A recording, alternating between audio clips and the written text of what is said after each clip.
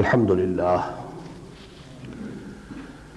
للہ وکفی والصلاة والسلام علی عباده الذین اصطفى خصوصا علی افضلهم وخاتم النبیین محمد الامین وعلی آلہ وصحبہ اجمعین اما بعد فاعوذ باللہ من الشیطان الرجیم بسم اللہ الرحمن الرحیم رب اشرح لي صدري ويسر لي امري واحلل عقدة من لساني يفقهوا قولي اللهم صل على محمد وعلى آل محمد كما صليت على إبراهيم وعلى آل إبراهيم إنك حميد مجيد اللهم بارك على محمد وعلى آل محمد كما باركت على إبراهيم وعلى آل إبراهيم إنك حميد مجيد وعن عمر بن الخطاب رضي الله عنه قال بينما نحن عند رسول الله صلى الله عليه وسلم ذات يوم اذ طلع علينا رجل شديد بياض الثياب شديد سواد الشعر لا يرى عليه أثر السفر ولا يعرفه منا أحد حتى جلس إلى النبي صلى الله عليه وسلم فأسند ركبتيه إلى ركبتيه ووضع كفيه على فخذيه وقال يا محمد أخبرني عن الإسلام صلى الله عليه وسلم فقال رسول الله صلى الله عليه وسلم الإسلام أن تشهد أن لا إله إلا الله وأن محمد رسول الله وتقيم الصلاة وتؤتي الزكاة وتصوم رمضان وتحج البيت إن استطعت إليه سبيلا قال صدقت قال فعجبنا له يسأله ويصدقه قال فأخبرني عن الإيمان قال أن تؤمن بالله وملائكته وكتبه ورسله واليوم الآخر وتؤمن بالقدر خيره وشره قال صدقت قال فأخبرني عن الإحسان قال أن تعبد الله كأنك تراه فإن لم تكن تراه فإنه يراك قال فأخبرني عن الساعة قال ما المسؤول عنها بأعلم من السائل قال فأخبرني عن أماراتها قال أن تلد الأمة ربتها وأن ترى الحفاة العراة العالة رعاء الشاء يتطاولون في البنيان قال ثم انطلق فلبثت مليا ثم قال لي يا عمر أتدري من السائل قلت الله ورسوله أعلم قال فإنه جبرائيل أتاكم يعلمكم دينكم رواه مسلم رحمہ اللہ۔ یہ حدیث مبارک جسے حدیث جبرائیل کا نام دیا گیا ہے، چنانچہ یہاں بھی وہ لکھا ہوا ہے باریک الفاظ میں، اور جہاں تک اس کے مرتبے کا تعلق ہے، اس کی اہمیت کا تعلق ہے، وہ اس سے ظاہر ہے کہ اسے محدثین کرام نے ام السنہ قرار دیا ہے، سنت کی جڑ یا سنت کی ماں، ام کے یہ دونوں معنی ہیں۔ تو جیسے قرآن حکیم میں ام القرآن سورہ فاتحہ ہے، گویا کہ وہی درجہ حدیث کے ذخیرے میں سنت رسول صلی اللہ علیہ وسلم کے اعتبار سے اس حدیث نبوی کو حاصل ہے۔ اس سے پہلے کہ ہم اس کے متن کا ترجمہ کریں، میں چند باتیں عرض کر دوں۔ پہلی تو یہ بات کہ یہ حدیث متعدد صحابہ سے مروی ہے، جن میں حضرت عمر رضی اللہ تعالی عنہ سر فہرست ہیں، اور یہ جو متن ہے یہ حضرت عمر کی روایت ہے۔ حضرت ابو ہریرہ ہیں رضی اللہ تعالی عنہ، حضرت عبداللہ ابن عمر ہیں یعنی حضرت عمر کے صاحبزادے، اور حضرت عبداللہ ابن عباس ہیں رضی اللہ تعالی عنہم اجمعین۔ اس حدیث کا میں نے ایک زمانے میں خاصا بغور مطالعہ کیا تھا، اور اس کے لیے اہتمام کے ساتھ اس کے جو مختلف طرق ہیں، مختلف روایتیں ہیں، ان سب کو جمع کر کے میرا جو ذاتی نسخہ ہے 40 نووی کا رحمہ اللہ، امام نووی نے جو 40 حدیثوں کا مجموعہ مرتب کیا تھا، تو میں نے اس کے حاشیوں پر کچھ اپنی یادداشتیں، کچھ نوٹس جو ہیں وہ درج کی ہوئی، لیکن چونکہ یہاں اچانک اس کا پروگرام بنا ہے، لہذا اب اس وقت میرے لیے ممکن نہیں تھا کہ میں مراجعات کر سکتا، تو بعض باتیں جو اس پہلو سے ہیں، ایک تو ہے اس حدیث کا متن اور اس کے بارے میں گفتگو، وہ تو میں پورے انشراح صدر کے ساتھ انشاءاللہ اس وقت کروں گا، لیکن دوسرے جو حوالے ہیں، دوسرے طرق، دوسری روایات کے حوالے سے جو بات میں کہوں گا اس میں خطا کا امکان ہے، وہ اس وقت یادداشتیں ہیں، فوری طور پر میں اپنے نوٹس کو کنسلٹ نہیں کر پایا ہوں۔ جہاں تک مجھے یاد پڑتا ہے ایک اور 5ویں صحابی بھی ہیں کہ جو اس کے راوی ہیں، واللہ عالم، لیکن 4 کا تو تیقن کے ساتھ مجھے معلوم۔ ان میں سے جو روایت متفق علیہ ہے، یعنی جس کی صحت پر امام بخاری اور امام مسلم دونوں متفق ہیں، وہ حضرت ابو ہریرہ کی روایت ہے۔ حضرت عمر رضی اللہ تعالی عنہ کی روایت متفق علیہ نہیں ہے، اس کو جیسا کہ آپ نے نیچے دیکھا رواہ مسلم، اسے صرف امام مسلم رحمہ اللہ نے روایت کیا ہے، لیکن چونکہ صحابہ میں ایک تقسیم اس اعتبار سے بھی ہے کہ کچھ فقہائے صحابہ ہیں جن کا فہم، تفقہ دین کی گہرائیوں میں، اس کی حکمتوں کو سمجھنے کا معاملہ جو ہے وہ دوسروں کی نسبت زیادہ ہے۔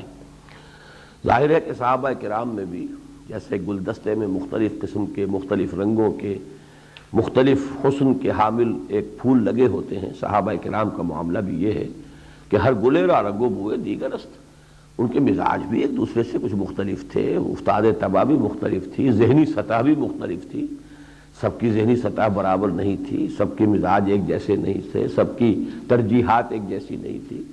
جہاں تک دین کے اصول اور مبادی کا تعلق ہے وہ سب میں مشترک تھے، لیکن پھر اپنا اپنا رنگ تھا۔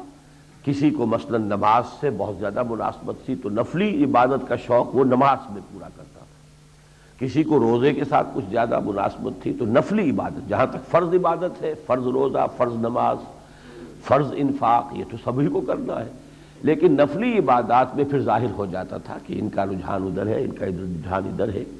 اس لیے ایک حدیث میں آتا ہے کہ حضور نے فرمایا جنت کے جو 8 دروازے ہیں تو ان میں سے ہر ایک کو اس کی اسی ذہنی مناسبت کے اعتبار سے بلایا جائے گا۔ روزے داروں کو کسی ایک دروازے سے پکار ہو رہی ہوگی کہ آؤ ادھر سے داخل ہو جاؤ، اس کا خاص نام حضور نے فرمایا باب الریان، جس میں کہ سیرابی اور شادابی کا اس مفہوم موجود ہے اس لفظ کے اندر۔ تو چونکہ روزے کی حالت میں انسان سوکھ سا جاتا ہے، ہونٹ بھی سوکھے ہوئے ہیں، چہرہ بھی اترا ہوا ہے، تو فرمایا کہ یہ جو یہاں پر روزے کا اثر ہے سوکھ جانا، تو یہ جنت میں اس دروازے سے ان کو داخلے کا حقدار بنائے گا جس کا نام ہی شادابی کا دروازہ ہے، شادابی، سیرابی۔ تو اس حوالے سے مختلف جو ہیں دروازے ہیں، تو مراد یہی ہے کہ جو خاص طور پہ نفلی روزوں سے جن کو خاص شغف تھا وہ اس دروازے سے بلائے جائیں گے، جن کو نفلی نمازوں سے زیادہ شغف تھا۔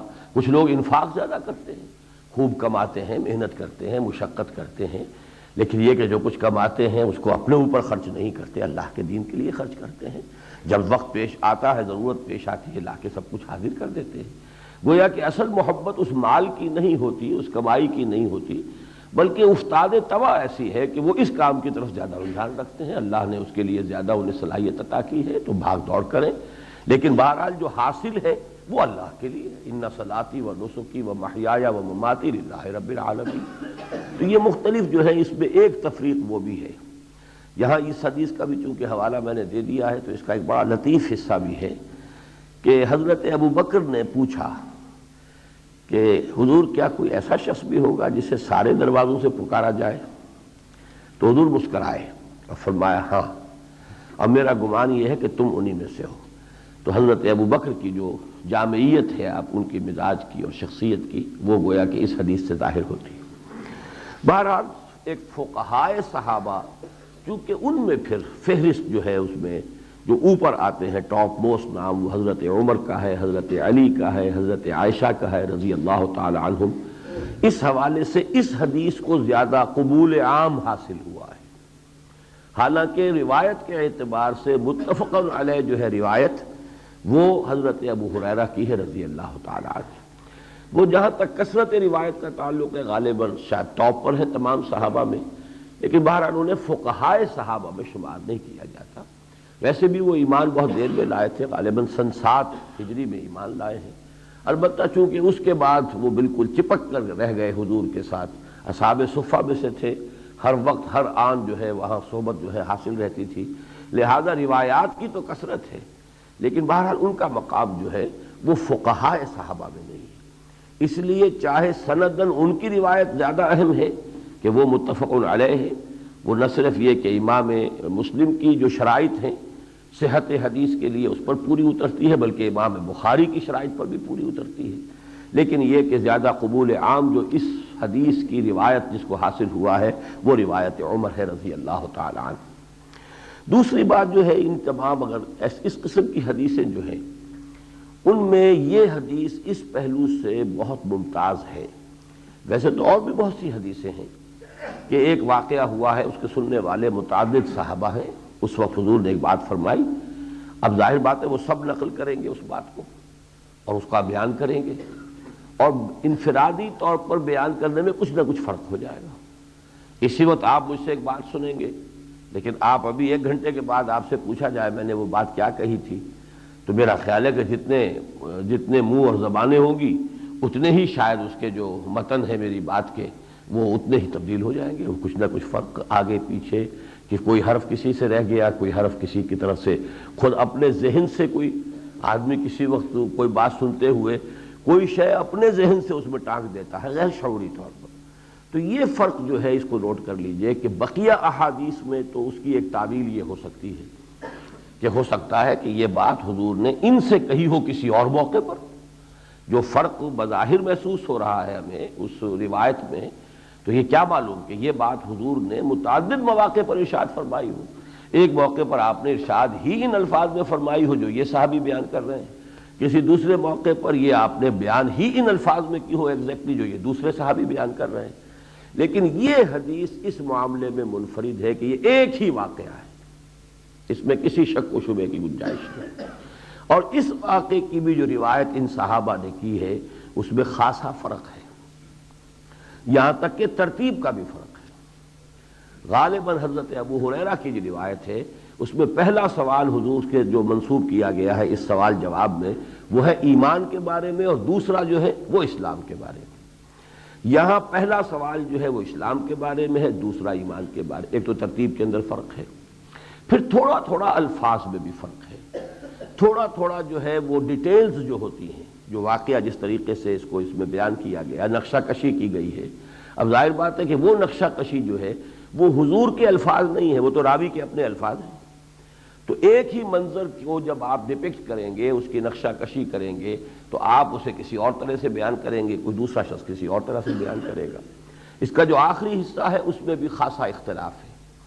اس سے میں در حقیقت ادھر آپ کو متوجہ کرنا چاہتا ہوں کہ قرآن اور حدیث کے مابین اس فرق کو بنیادی طور پر ذہناً تسلیم کر لینا چاہیے کہ قرآن لفظاً حرفاً محفوظ ہے، حدیث رسول لفظاً اور حرفاً محفوظ نہیں ہے، اس کا مفہوم محفوظ ہے، بنیادی بات جو ہے وہ صحیح ہے، لیکن الفاظ کے اندر چونکہ اس میں ایک معصوم غیر معصوم بھی شامل ہو گیا، قرآن جو ہے اس میں صرف معصومین کا معاملہ ہے، یعنی اللہ سے حضرت جبرائیل نے نقل کیا ہے وہ معصوم ہے، حضرت جبرائیل سے حضور نے نقل کیا ہے وہ معصوم ہے، تو قرآن مجید کے تو الفاظ جو ہیں وہ بالکل محفوظ ہیں، اس کے ٹیکسٹ کے بارے میں کسی شک و شبے کی گنجائش نہیں، فرق صرف ہے تو قراءات کا ہے۔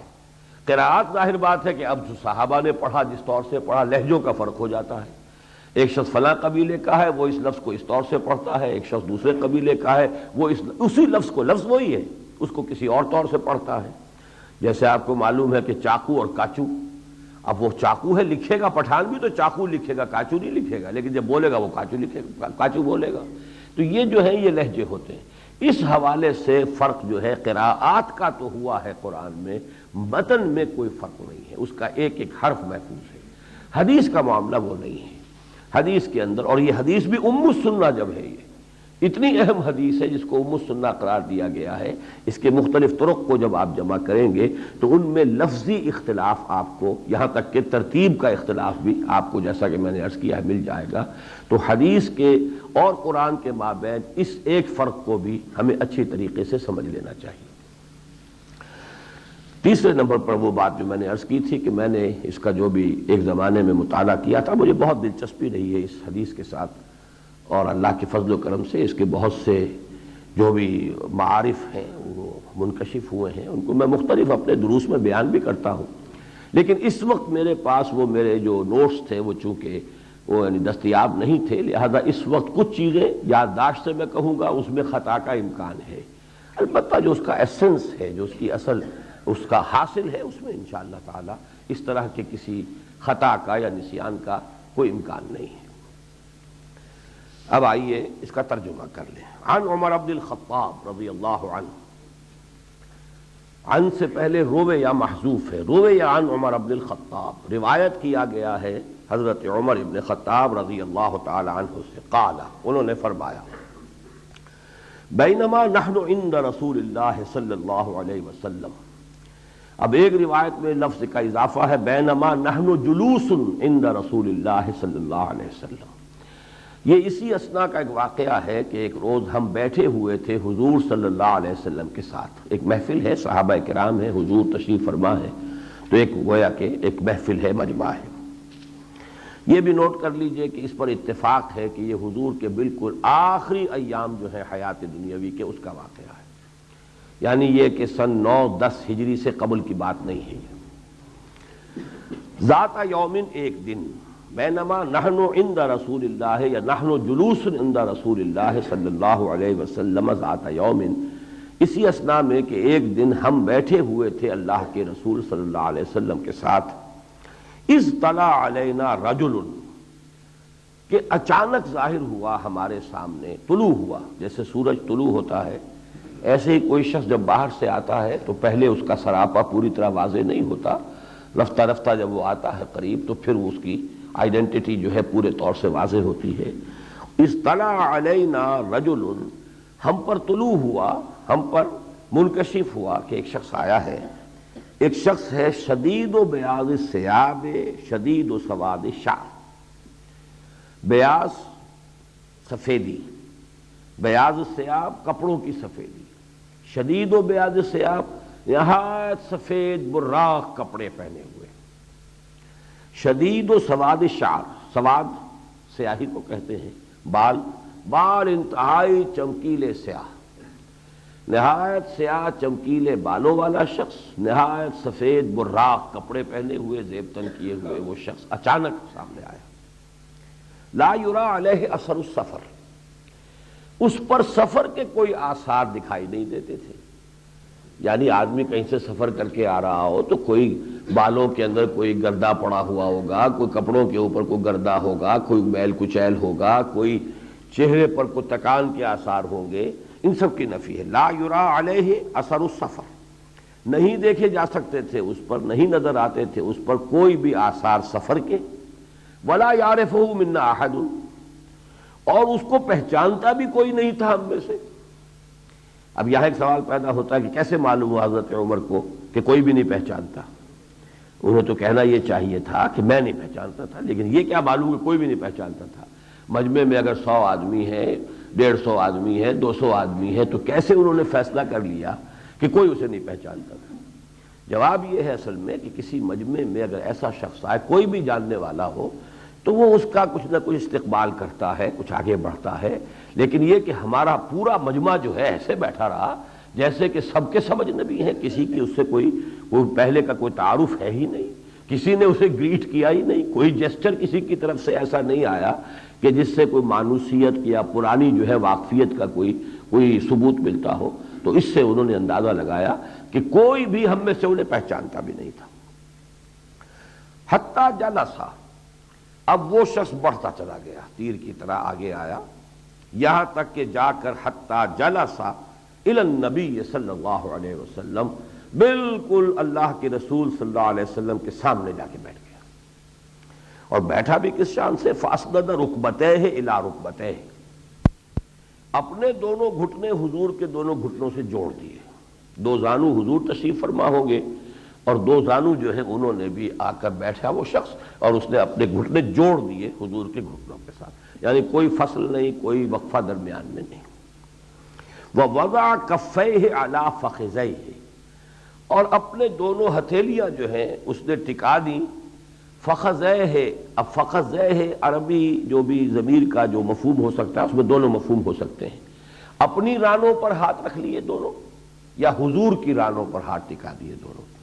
ایک دوسری روایت میں علی فخذی رسول صلی اللہ علیہ وسلم کی وضاحت موجود ہے کہ اس نے گھٹنے تو اپنے گھٹنے حضور کے دونوں گھٹنوں سے جوڑ دیے اور اپنی ہتھیلیاں حضور کی رانوں پر ٹکا دی. یعنی اس درجے یوں سمجھیے کہ ایک اپنائیت کا اور بے تکلفی کا معاملہ. تو چونکہ یہاں ہے فخذیہ ہے تو اس میں جو حدیث مجرور ہے وہ دونوں طرف جا سکتی ہے. جبرائیل جو بھی آئے تھے ان کے رانوں پر، اور یا یہ بلکہ یہ کہ اگر وہ دوسری روایت میں وہ وضاحت نہ ہوتی تو میں یقیناً یہی ترجمہ کرتا کہ اس شخص نے اپنی دونوں جو ہتھیلیاں ہیں اپنے رانوں پر ٹکا دی. لیکن ایک دوسری روایت میں صراحت ہے کہ حضور کی رانوں کے اوپر اپنے دونوں ہاتھ رکھ دیے. وقال، اب اس نے کہا یا محمد صلی اللہ علیہ وسلم. اب یہ بھی ایک بہت ہی غیر معمولی بات تھی. حضور سے عام طور پر خطاب یا رسول اللہ، صحابہ جب بات کرتے تھے تو ادب کے ساتھ آپ کا نام نہیں لیتے تھے. عرب کے بدو کوئی باہر سے آ گئے، انہوں نے کوئی چونکہ وہ اس طرح کے سویلائز نہیں ہوتے تھے لوگ، وہ تو اس قسم کا انداز اختیار کر لیتے تھے. لیکن یہ کہ عام طور پر جو بھی صحابہ کرام کا معاملہ تھا وہ یہ نہیں کہ حضور کو نام لے کر پکاریں یا محمد. انہوں نے سوال بھی کیا یا محمد اخبرنی عن الاسلام، مجھے بتائیے، خبر دیجئے اسلام کے بارے میں کہ اسلام کیا ہے، اسلام کی کیا حقیقت ہے. قال رسول اللہ، اب دیکھیے یہاں پر چونکہ حضرت عمر بیان کر رہے ہیں تو یہاں پر رسول اللہ، تو فرمایا اللہ کے رسول صلی اللہ علیہ وسلم. اس مکالمے سے پہلے کا جتنا منظر ہے، اب ظاہر ہے یہ حضرت عمر کی اپنی جو ہے نریشن ہے. اس منظر کو جس طریقے سے کہ حضرت عمر نے بیان کیا ہے اس میں تو اختلاف ہو سکتا ہے. ہر شخص اس منظر کو بیان کرے گا تو وہ اپنے الفاظ میں بیان کرے گا. اپنی کسی کے نزدیک کوئی خاص پہلو زیادہ اہم ہوتا ہے کسی منظر میں، کسی واقعے میں، وہ اس کو نمایاں کر دے گا. تو اس یہاں تک کا تو اختلاف جو ہے اس کے اندر کوئی سرے سے اہمیت نہیں. لیکن جیسا کہ میں نے عرض کیا کہ متن میں بھی کچھ اختلافات موجود، بہت ہی مائنر ہیں. سوال کیا یا محمد اخبرنی عن الاسلام، اے محمد صلی اللہ علیہ وسلم مجھے یہ بتائیے کہ اسلام کیا ہے.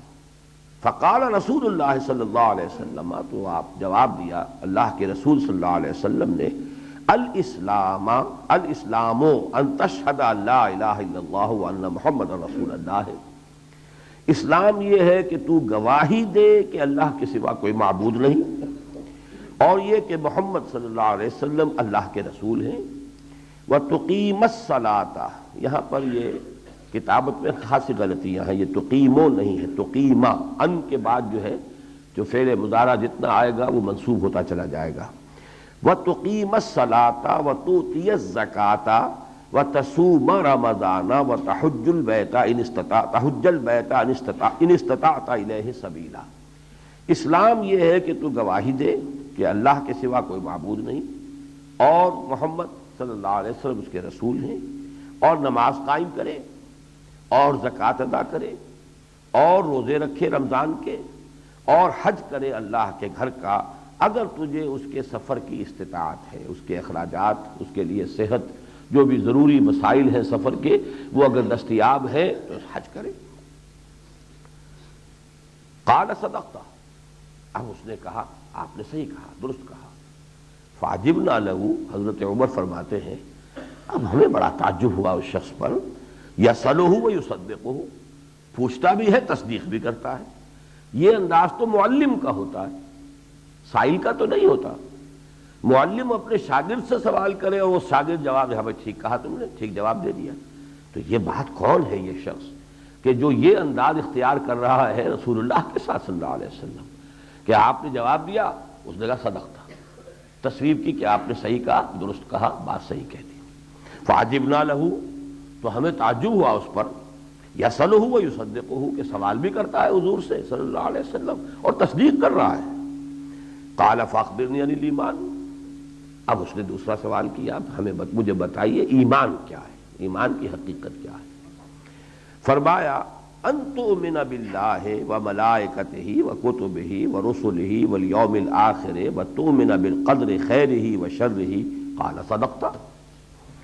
حضور نے جواب دیا ایمان یہ ہے کہ تو یقین رکھے اللہ پر اور اس کے فرشتوں پر اور اس کی کتابوں پر اور اس کے رسولوں پر اور یوم آخر پر، پچھلے دن پر، آخری دن میں، وتؤمن بالقدر، اور یہ کہ تقدیر پر بھی ایمان رکھے، اس کے خیر پر بھی اس کے شر پر بھی۔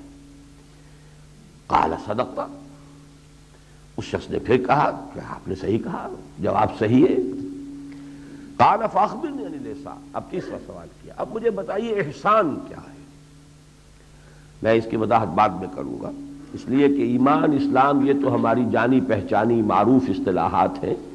احسان ایک ایسی مظلوم اصطلاح ہے ہمارے دین کی، قرآن کی، سنت کی، حدیث کی، جس پر ایک اور اصطلاح نے آ کر جو ہے اس کو چھپا دیا ہے، اس کو دبا دیا ہے، لوگوں کے ذہنوں سے اسے محو کر دیا ہے۔ وہ اصطلاح جو ہے، جو بالکل خارجی اصطلاح ہے، اس نے آ کر اصل میں اس اصطلاح جو ہے اس کو لوگوں کی نگاہوں سے اوجھل کر دیا ہے، اس کے لیے آڑ بن گئی ہے، حجاب بن گئی ہے۔ اس لیے اسلام، ایمان یہ معروف الفاظ ہیں، لیکن احسان اس کے بارے میں وضاحت کی ضرورت ہوگی۔ قال فاخبرنی عن الاحسان، اب پوچھا انہوں نے، اس شخص نے کہ اب مجھے بتائیے احسان کیا ہے۔ قال ان تعبد اللہ کانک تراہ، حضور نے جواب دیا یہ ہے کہ تو بندگی کرے اللہ کی، پرستش کرے اللہ کی، غلامی کرے اللہ کی، اس کیفیت کے ساتھ کانک تراہ، گویا کہ تو اسے اپنی آنکھوں سے دیکھ رہا ہے۔ یقین اس درجے کا ہو جائے، اس لیے کہ ظاہر بات ہے کہ انسان کو جس شے پر یقین حاصل ہو، اس کے لیے اگر آپ تعبیر کرنا چاہیں، بھائی میری آنکھوں دیکھی بات ہے، اب یہ آنکھوں دیکھی بات سے آگے اب اور کون سا درجہ ہے یقین کا، اس کے بارے میں اب اس سے آگے ہمارے زبان بھی میں کوئی اور ذریعہ ہی نہیں ہے کہ اس کو بیان کیا جا سکے۔ تو یقین اس درجے کا کانک تراہ ہو، گویا کہ تم اسے دیکھ رہے ہو۔ یہاں کانک ہے، گویا کہ، یہ نہیں کہا کہ تم دیکھ رہے ہو، گویا کہ تم اسے دیکھ رہے ہو، یعنی یہ در حقیقت یقین، اللہ پر ایمان اور یقین کی گہرائی اور شدت، اس کی انٹینسٹی کے ظہور کے لیے، اس کے اظہار کے لیے، اس کی تعبیر کے لیے یہ اسلوب ہے کانک تراہ۔ فإن لم تکن تراہ، تو اگر تو اسے نہ دیکھ رہا ہو، یا چاہے تو اسے نہیں دیکھتا، یا یہ میں بعد میں وضاحت کروں گا جو یا کر کے کہہ رہا ہوں، یا اگر یہ کیفیت میسر نہ ہو سکے، فإنہ یراک، تو یہ تو کم سے کم کیفیت حاصل ہو جائے کہ استحضار رہے، یقین رہے ہر وقت کہ اللہ تمہیں دیکھ رہا ہے۔ قال فاخبرنی عن الساعہ، اب چوتھا سوال کیا، اب مجھے بتائیے کہ قیامت کے بارے میں، کہ قیامت کب آئے گی۔ قال ما المسؤول عنہا بأعلم من السائل، حضور نے فرمایا کہ جس سے سوال پوچھا جا رہا ہے وہ زیادہ باخبر نہیں ہے پوچھنے والے سے۔ اب اس میں دو امکانات ہیں، اب تک جو بھی ہم نے پڑھا ہے، یا تو حضور نے خود بھی اس شخص کو نہیں پہچانا، عام آدمی سمجھا ہے، تب تو اس کا مطلب یہ ہوگا کہ جیسے تمہیں نہیں معلوم مجھے بھی نہیں معلوم، بات ختم ہو گئی۔ لیکن اگر حضور پہچان چکے ہیں کہ یہ جبرائیل ہیں انسانی شکل میں، تو اس کا مطلب یہ ہوگا کہ اے جبریل جتنا کچھ تمہیں معلوم ہے اتنا ہی مجھے معلوم ہے، اس سے زائد معلوم ہے۔ تو یہ گویا کہ دونوں اس کے مفہوم ہو جائیں گے، ذو معنیین ہے الفاظ، لیکن اس کا سارا جو دار و مدار ہے اس پر ہے کہ آیا حضور نے پہچانا تھا یا نہیں۔ اس حدیث کے اختتام سے تو کچھ ایسا مترشح ہوتا ہے اس روایت سے کہ حضور نے پہچان لیا تھا، لیکن ایک اور روایت میں بڑی تفصیل ہے کہ جب وہ شخص چلا گیا تو پھر حضور نے کہا ذرا اسے بلاؤ، واپس لوٹا کے لاؤ، ذرا بلاؤ اسے۔ اب تلاش کر لیا، کونا کونا چھان مارا مدینے کا، سارے راستے، کہیں آدمی کا سراغ ہی نہیں، وجود ہی نہیں۔ جب یہ بتایا گیا کہیں سراغ نہیں مل رہا، کہاں گم ہو گیا، آسمان نے اسے کھینچ لیا، زمین نگل گئی، کیا ہوا، تب حضور نے پھر یہ انداز اختیار فرمایا، یہ جبرائیل تھے جو تمہیں تمہارا دین سکھانے آئے تھے، اور یہ پہلی بار ایسا ہوا ہے کہ میں انہیں پہچان نہیں سکا، ورنہ انسانی شکل میں جب بھی کبھی جبرائیل آتے تھے میں پہچان لیتا تھا کہ یہ جبرائیل ہے، تو یہ اس روایت میں اس میں نہیں. اسی لیے میں نے کہا تھا کہ میں نے چونکہ ان تمام روایات کا استقصاء کیا تھا اور احصاء کیا تھا، اور اس کے بعد میں نے اس پر غور کیا تھا، تو میں اس کے کچھ حوالے آپ کو دے رہا ہوں. بہرحال اب ہم اس کو مکمل کر لیں. قال فاخبرنی عن الساعہ، جب سوال کیا کہ اب مجھے قیامت کے بارے میں بتائیے، پہلا جواب تو آپ نے یہ دیا قال ما المسؤول عنہا بعالم من السائل، کہ جس سے پوچھا جا رہا ہے قیامت کے بارے میں وہ زیادہ باخبر نہیں ہے پوچھنے والے سے. قال فاخبرنی عن امارات آہا، اب انہوں نے سوال کیا پھر مجھے اس کی کچھ علامات، کچھ نشانیاں بتا دیجیے. اب ان نشانیوں میں نمبر 1 جو بیان فرمائی وہ جو میں نے کل جمعے میں پرسوں عرض کی تھی، قال ان تلد الامۃ ربتها، یہ کہ کوئی عورت لونڈی اپنی مالکہ کو جنے، یعنی بیٹی جو ہے وہ ماؤں کے ساتھ وہ سلوک کرنے لگیں بیٹیاں کہ جو کوئی مالکہ اپنے کنیز کے ساتھ کرتی ہے. ان تلد الامۃ ربتها وان ترى الحفاة العراة العالة رعاء الشاة يتطاولون في البنيان، اور یہ کہ تم دیکھو کہ وہ بکریوں کے چرانے والے، راعی کی جمع ہے، راعی چرانے والا، کلکم راعٍ وکلکم مسئول عن رعیتہ، تم میں سے ہر شخص کی حیثیت ایک چرواہے کی ہے جس کے کہ چارج میں اللہ نے کچھ انسان دیے ہیں، تو اس سے سوال کیا جائے گا جیسے کہ چرواہا بھیڑوں اور بکریوں کے بارے میں مسئول ہے. رعاء شائع کے ساتھ الفاظ آئے ہیں حفاۃ العراۃ العالۃ، وہ چرواہے جو ننگے پیر رہتے تھے اور جسم پر جن کے کپڑا نہیں ہوتا تھا، عراۃ عریاں، عالۃ نہایت مفلوق الحال مفلس قلاش، ننگے پیر ننگے بدن نہایت مفلس و قلاش جو چرواہے ہوتے تھے بکریوں کو پالنے والے، انہیں تم دیکھو گے یتطاولون فی البنیان، کہ وہ عمارتوں کی بلندی میں ایک دوسرے پر سبقت لے جائیں گے، ہائی رائز اور سکائی اسکریپرز بنائیں گے، وہ اتنی اونچی اونچی عمارتیں بنائیں گے، ایک دوسرے پر سبقت لے جائیں گے.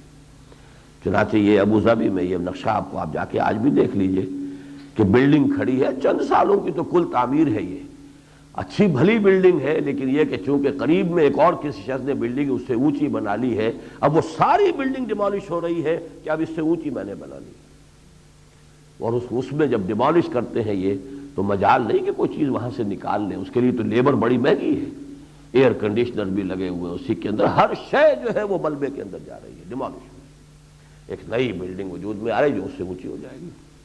یہ نقشے جو ہے یہ بین ہی جیسے کہ حضور نے فرمایا یتطاولون فی البنیان، اونچی اونچی عمارتیں بنانے میں وہ ایک دوسرے کا مقابلہ کریں گی. تطاول باب تفاعل، یہ جو طول ہے اس کا اور اونچائی ہے اس کے اندر وہ ایک دوسرے کا مقابلہ کریں گے. ثم انطلق، اس کے بعد وہ صاحب وہ سائل جو تھے وہ شخص وہ چلا گیا. فلبثت ملیا، تو میں کچھ متردد سا رہا، یہ کون سائل تھا، کیسے اس نے سوال کیے، کیا اس کا انداز تھا، کوئی آیا کہاں سے تھا کون، میں اسی میں تھا. فقال علی ثم قال علی یا عمر، اب اس سے یہ معلوم نہیں ہوتا کہ یہ اسی مجلس میں حضرت عمر بیٹھے رہے اسی فکر میں سوچ میں کہ مسئلہ کیا ہے، کون شخص تھا یہ، اور اسی مجلس میں حضور نے سوال کر لیا. اس میں یہ بھی امکان موجود ہے ان الفاظ میں. دوسری روایات میں معلوم ہوتا ہے یہ 3 دن بعد کا واقعہ ہے کہ حضرت عمر معلوم ہوتا ہے کہ وہاں سے چلے گئے، اور اس کے بعد جو واقعہ پیش آیا وہ ان کے علم میں نہیں آیا. یعنی اس کے بعد واقعہ وہ پیش آیا جو دوسری روایت میں آپ کو بتا چکا ہوں کہ جب وہ صاحب چلے گئے سائل تو حضور نے کہا ذرا واپس بلانا ان کو. اب تلاش کر لیا اور کہیں نہیں ملے. تب حضور نے اسی محفل میں یہ کہہ دیا اوہو یہ جبرائیل تھے جو تمہیں تمہارا دین سکھانے آئے تھے، اور یہ پہلی مرتبہ ایسا ہوا ہے کہ جبرائیل انسانی شکل میں آئے اور میں انہیں پہچان نہیں سکا. لیکن حضرت عمر فرض کیجئے وہاں سے جا چکے ہیں، وہ اپنے تردد کے اندر ابھی چل رہے ہیں، ان کے ذہن میں وہ جو ہے کھدپت جو ہے وہ ہو رہی ہے کہ یہ کون تھا، کیا مسئلہ تھا.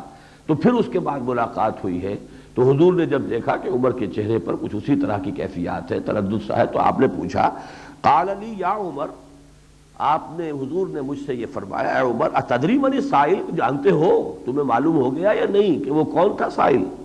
قلت اللہ ورسولہ اعلم، حضرت عمر نے عرض کیا اللہ اس کا رسول زیادہ جانتے ہیں۔ فرمایا فإنہ جبریل قال فإنہ جبرائیل اتاکم یعلمکم دینکم، وہ جبرائیل تھے جو تمہیں تمہارا دین سکھانے آئے تھے۔ یہ ہے اس حدیث کا ترجمہ اور مختصر جو اس واقعہ جس طور سے پیش آیا ہے اس کی وضاحت۔ اب اس میں سب سے پہلا سوال جو پیدا ہوتا ہے اس آخری لفظ کے حوالے سے، اور اس پس منظر میں کہ یہ واقعہ پیش آیا ہے حضور کی حیات دنیاوی کے آخری ایام میں۔ ایک روایت میں یہ بھی الفاظ آئے ہیں یہ جبرائیل تھے اس لیے آئے کہ تمہیں تمہارا دین سکھائیں، اذ لم تسألوہ، جبکہ تم نہیں پوچھتے اس کے بارے میں۔ یعنی یہ کہ تمہیں یہ چیزیں خود پوچھنی چاہیے تھی، تمہیں چاہیے تھا کہ ان حقائق کا مجھ سے وضاحت ان کی طلب کرتے۔ اذ لم تسألوہ، تم نے جب نہیں پوچھا تو اب اللہ تعالیٰ نے جبرائیل کو بھیج کر اور ان معاملات کی وضاحت کرا دی۔ یہ بھی وضاحت جو ہے ایک اور روایت کے اندر موجود ہے۔ تو سب سے پہلا سوال یہ پیدا ہوتا ہے کہ اس میں دین کی وہ کون سی بات ہے کہ جو نئی تھی؟ اگر پورا قرآن تقریباً نازل ہو چکا، آخری ایام ہے حضور صلی اللہ علیہ وسلم کی حیات طیبہ کے، پورا قرآن نازل ہو چکا اور حدیثیں اور آپ کی وضاحتیں پوری صحابہ کے سامنے آ چکی، تو آخر اس میں وہ کون سی نئی قیامت ہے کہ جو اس حدیث کے اندر آ گئی؟ یہ ایک بہت اہم سوال ہے، اور ظاہر بات ہے کہ علم کا جو ارتقاء ہے وہ سوالات ہی کے ذریعے سے ہوتا ہے۔ سوال اٹھے گا، اب آپ اس کا جواب تلاش کریں گے تو آپ کو علم کے نئے گوشے، نئی معرفت، نئی انڈرسٹینڈنگز، نئی گہرائیاں، نئی حکمتیں آپ پر منکشف ہوں گی۔ اس میں اصل میں نوٹ کر لیجئے کہ اس حدیث کو اب آپ 3 حصوں میں تقسیم کر لیجئے۔ ایک حصہ ہے ایمان اور اسلام کی ڈیفینیشن، دوسرا حصہ ہے احسان کی ڈیفینیشن، تیسرا ہے قیامت کے بارے میں اس کی علامات کے بارے میں سوال۔ حالانکہ وہ پہلے بھی سوال 2 بن جاتے ہیں، دوسرے بھی سوال 2 ہیں، درمیان کا سوال ایک ہی ہے۔ اخبرنی عن الاسلام، اخبرنی عن الایمان، ان کو جوائن کر لیجئے، یہ ایک موضوع ہے۔ اخبرنی عن الساعہ، اخبرنی عن اماراتہا، یہ دونوں جو ہیں یکجا ہو گئے، یہ بھی 2 سوال ہیں لیکن بات ایک ہی ہے۔ درمیان میں ہے وہ 5واں سوال جو ہے وہ ہے احسان کے بارے میں۔ اسلام اور ایمان کے بارے میں اہم ترین جو موضوع ہے وہ یہ ہے کہ اس کا معاملہ قرآن میں اور حدیث میں گڈمڈ ہے۔ میں بڑا سخت لفظ استعمال کر رہا ہوں تاکہ آپ چونک جائیں۔ گڈمڈ کی کیا معنی ہے؟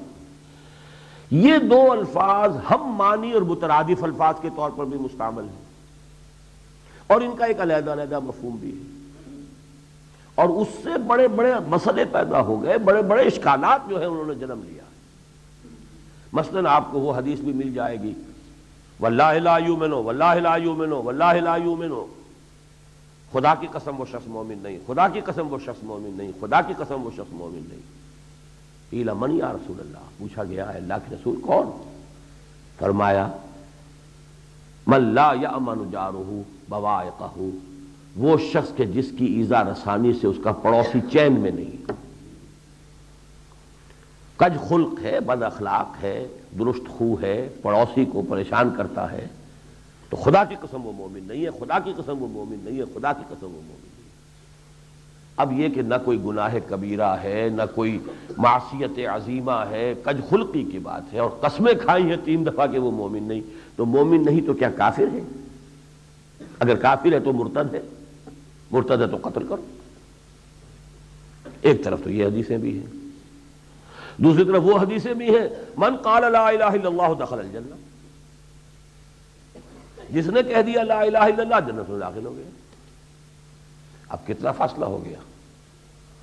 عشق تاب صبوری 1000 فرسنگست، یہ تو 1000 نہیں کہ لاکھوں میل کا فاصلہ ہو گیا۔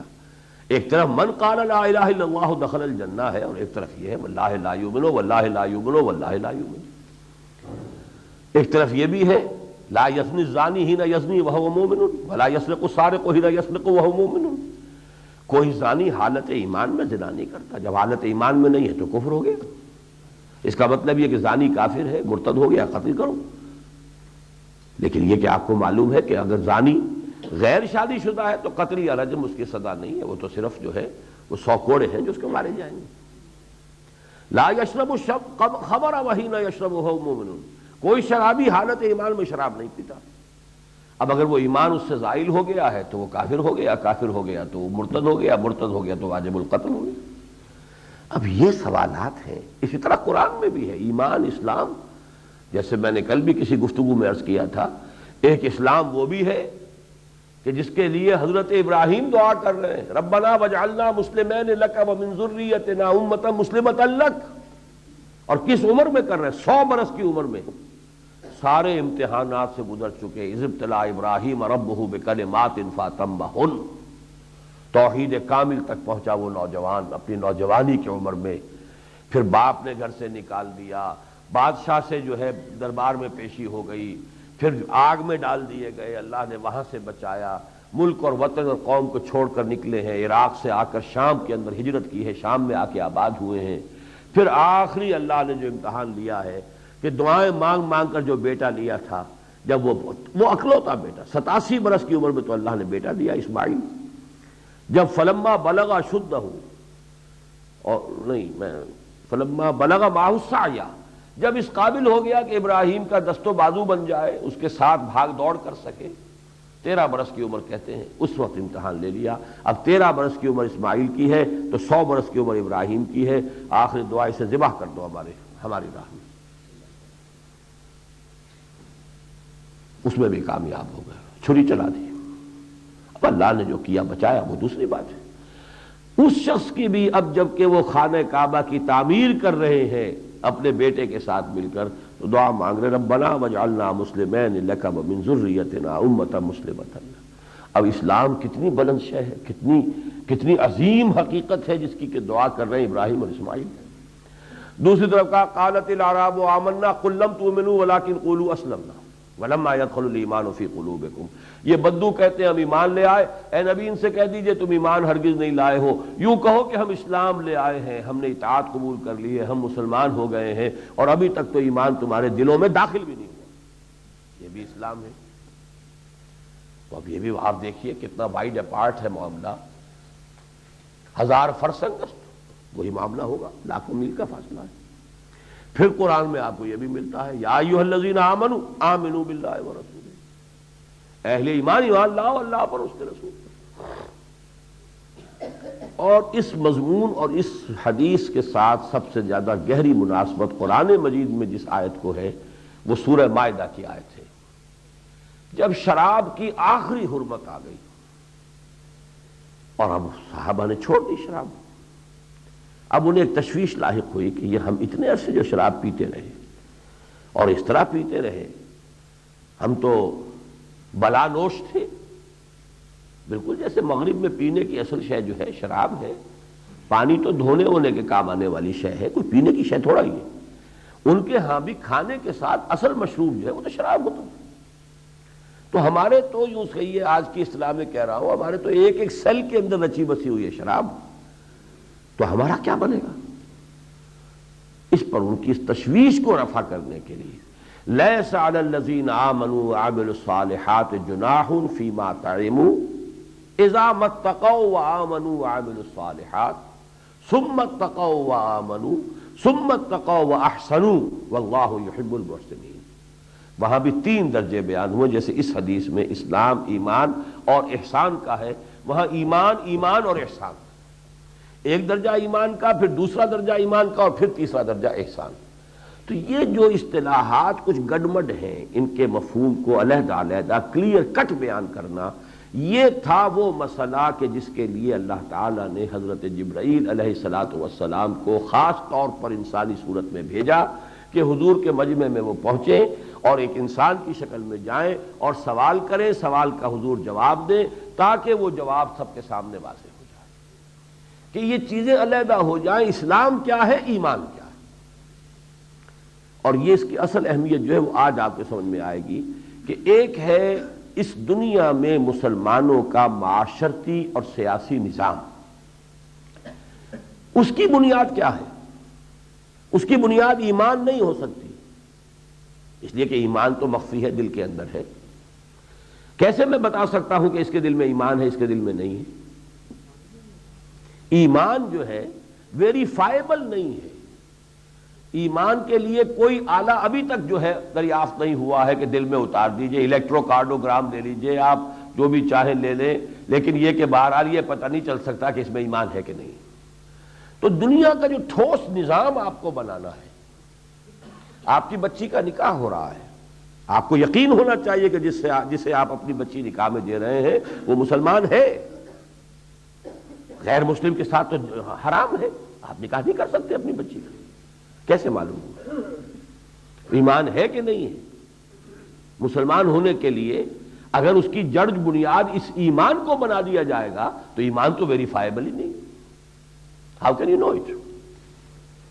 اسی طرح اسلامی ریاست کا یہ تو خیر آپ نے ہر جگہ ہی ہے کہ ہیڈ آف دی اسٹیٹ سوائے مسلمان کے اور کوئی نہیں ہو سکتا۔ مسلمان ریاستوں میں شاید کوئی بھی نہ ہو ایسی کہ جس کے اندر یہ شرط نہ ہو، لیکن یہ کہ میرے نزدیک تو اسلامی ریاست کا مکمل شہری صرف مسلمان ہوتا ہے۔ اب اگر اس میں ایمان کو شرط آپ بنا دیں گے تو پھر کیسے آپ طے کریں گے کہ یہ شخص جو ہے شہریت اس کو حاصل ہے کہ نہیں ہے، ایمان ہے کہ نہیں ہے؟ تو معلوم ہوا کہ اب دو حصوں میں تقسیم کر دی، ایک ہے آخرت کا معاملہ، ایک ہے دنیا کا معاملہ۔ دنیا کا ہمارا سارا نظام اسلام پر قائم ہے، ایمان پر نہیں، قانونی۔ حقیقت کا رنگ تو اس میں تبھی پیدا ہوگا جب ایمان بھی ہو، لیکن قانون قانون ہے۔ قانون تو ٹھوس بنیادوں پر کھڑا ہو سکتا ہے، وہ گمان پر یا ایسی چیزوں پر کہ جس میں کوئی یقین والی بات نہ ہو، قانون کا جو ہے اطلاق نہیں ہوگا وہاں تو، بلکہ شبہ ہوا اور شبہ جو ہے اس کا فائدہ ملزم کو پہنچے گا۔ لہذا یہاں آپ کو کچھ ٹھوس بنیادیں قائم کرنی پڑیں گی کہ مسلمان معاشرے کا رکن کون ہے، مسلمان کون ہے۔ اسی طریقے سے اسلامی ریاست کا شہری کون ہے، کس کو وہ حقوق شہریت بتمام و کمال حاصل ہے، کون یہاں پر جو بھی ریاستی ذمہ داریاں ہیں ان کا اہل ہو سکتا ہے۔ یہ ساری چیزیں جو ہیں ان کا تعلق ایمان سے نہیں ہے۔ یہ بات ہو سکتا ہے اب بھی بعض حضرات کو عجیب سی لگ رہی ہو، میں اس لیے ریپیٹ کر رہا ہوں، اس کا تمام تر تعلق جو ہے وہ اسلام سے ہے، اور اسلام کی تعبیر کی گئی اس میں لفظ شہادت ہے، زبان سے گواہی دیتا ہو کہ اللہ کے سوا کوئی معبود نہیں اور محمد اللہ کے بندے اور رسول ہیں۔ یہ تو اب ویریفائبل ہے، گواہی دیتا ہے کہ نہیں دیتا؟ I bear witness to the fact that there is no God except Allah and that Muhammad sallallahu alaihi wasallam is his servant and messenger۔ تو یہ جو ٹیسٹیمنی ہے یہ تو ظاہر کی بات ہے، یہ قانون کی بات ہے، اس کے اوپر سارا دار و مدار ہوگا۔ اس کے ساتھ چار چیزیں شامل کر دی گئی، نماز کی اقامت، روزہ، زکوٰۃ، یہ گویا کہ شعائر اسلام یا وہ پلرز جن کو کہا گیا ارکان اسلام، ان کو شامل کر دیا گیا۔ یہ ظاہری چیزیں ہیں۔ منافق بھی اگر ہے، اگر وہ منافق اپنے آپ کو مسلمان شمار کرانا چاہتا ہے، یہ چاروں چیزیں تو کرنی پڑے گی۔ البتہ دیکھیے یہ جو موضوع ہے جو میں اس وقت آپ کے سامنے عرض کر رہا ہوں کہ دین کا وہ کون سا پہلو تھا جو تشنا رہ گیا تھا یا جو مبہم رہ گیا تھا، جس کو سکھانے کے لیے اللہ تعالیٰ نے حضرت جبرائیل کو اس طرح سے بھیجا ہے، تو اسی کی اہمیت ہے کہ جس کی وجہ سے امام ابو حنیفہ کی تو واقعتاً تصنیف ہے ہی صرف ایک، باقی سارے فتاوی جو ہیں ان کے، یہ ان کی کوئی کتاب نہیں ہے، کوئی مرتب کتاب نہیں ہے۔ یہ تو فقہ حنفی کے جو فتاوی ہیں ان کے شاگردوں کے حوالے سے پھر یہ مرتب ہو گئے ہیں۔ تصنیف کوئی نہیں ہے امام صاحب کی سوائے الفقہ الاکبر، اور الفقہ الاکبر میں ان مسائل سے بحث ہوئی ہے۔ یہ در حقیقت وہ الفقہ الاکبر ہے، سب سے اونچی فقہ یہ ہے، بنیادی فقہ بھی یہ ہے، اونچی بھی یہ ہے کہ آپ سمجھیں اسلام یہ ہے، ایمان یہ ہے۔ اسلام میں کلمہ شہادت شامل ہے صرف ایمان کا، اس سے آگے کی چیز اس کے اندر وہ شامل ہی نہیں۔ اس میں تو پھر نماز، روزہ، حج، زکوٰۃ جو افعال ہیں، اعمال ہیں، نظر آنے والی شے ہیں، آنکھوں سے دیکھی جا سکتی ہیں، ان کو شامل کیا گیا ہے۔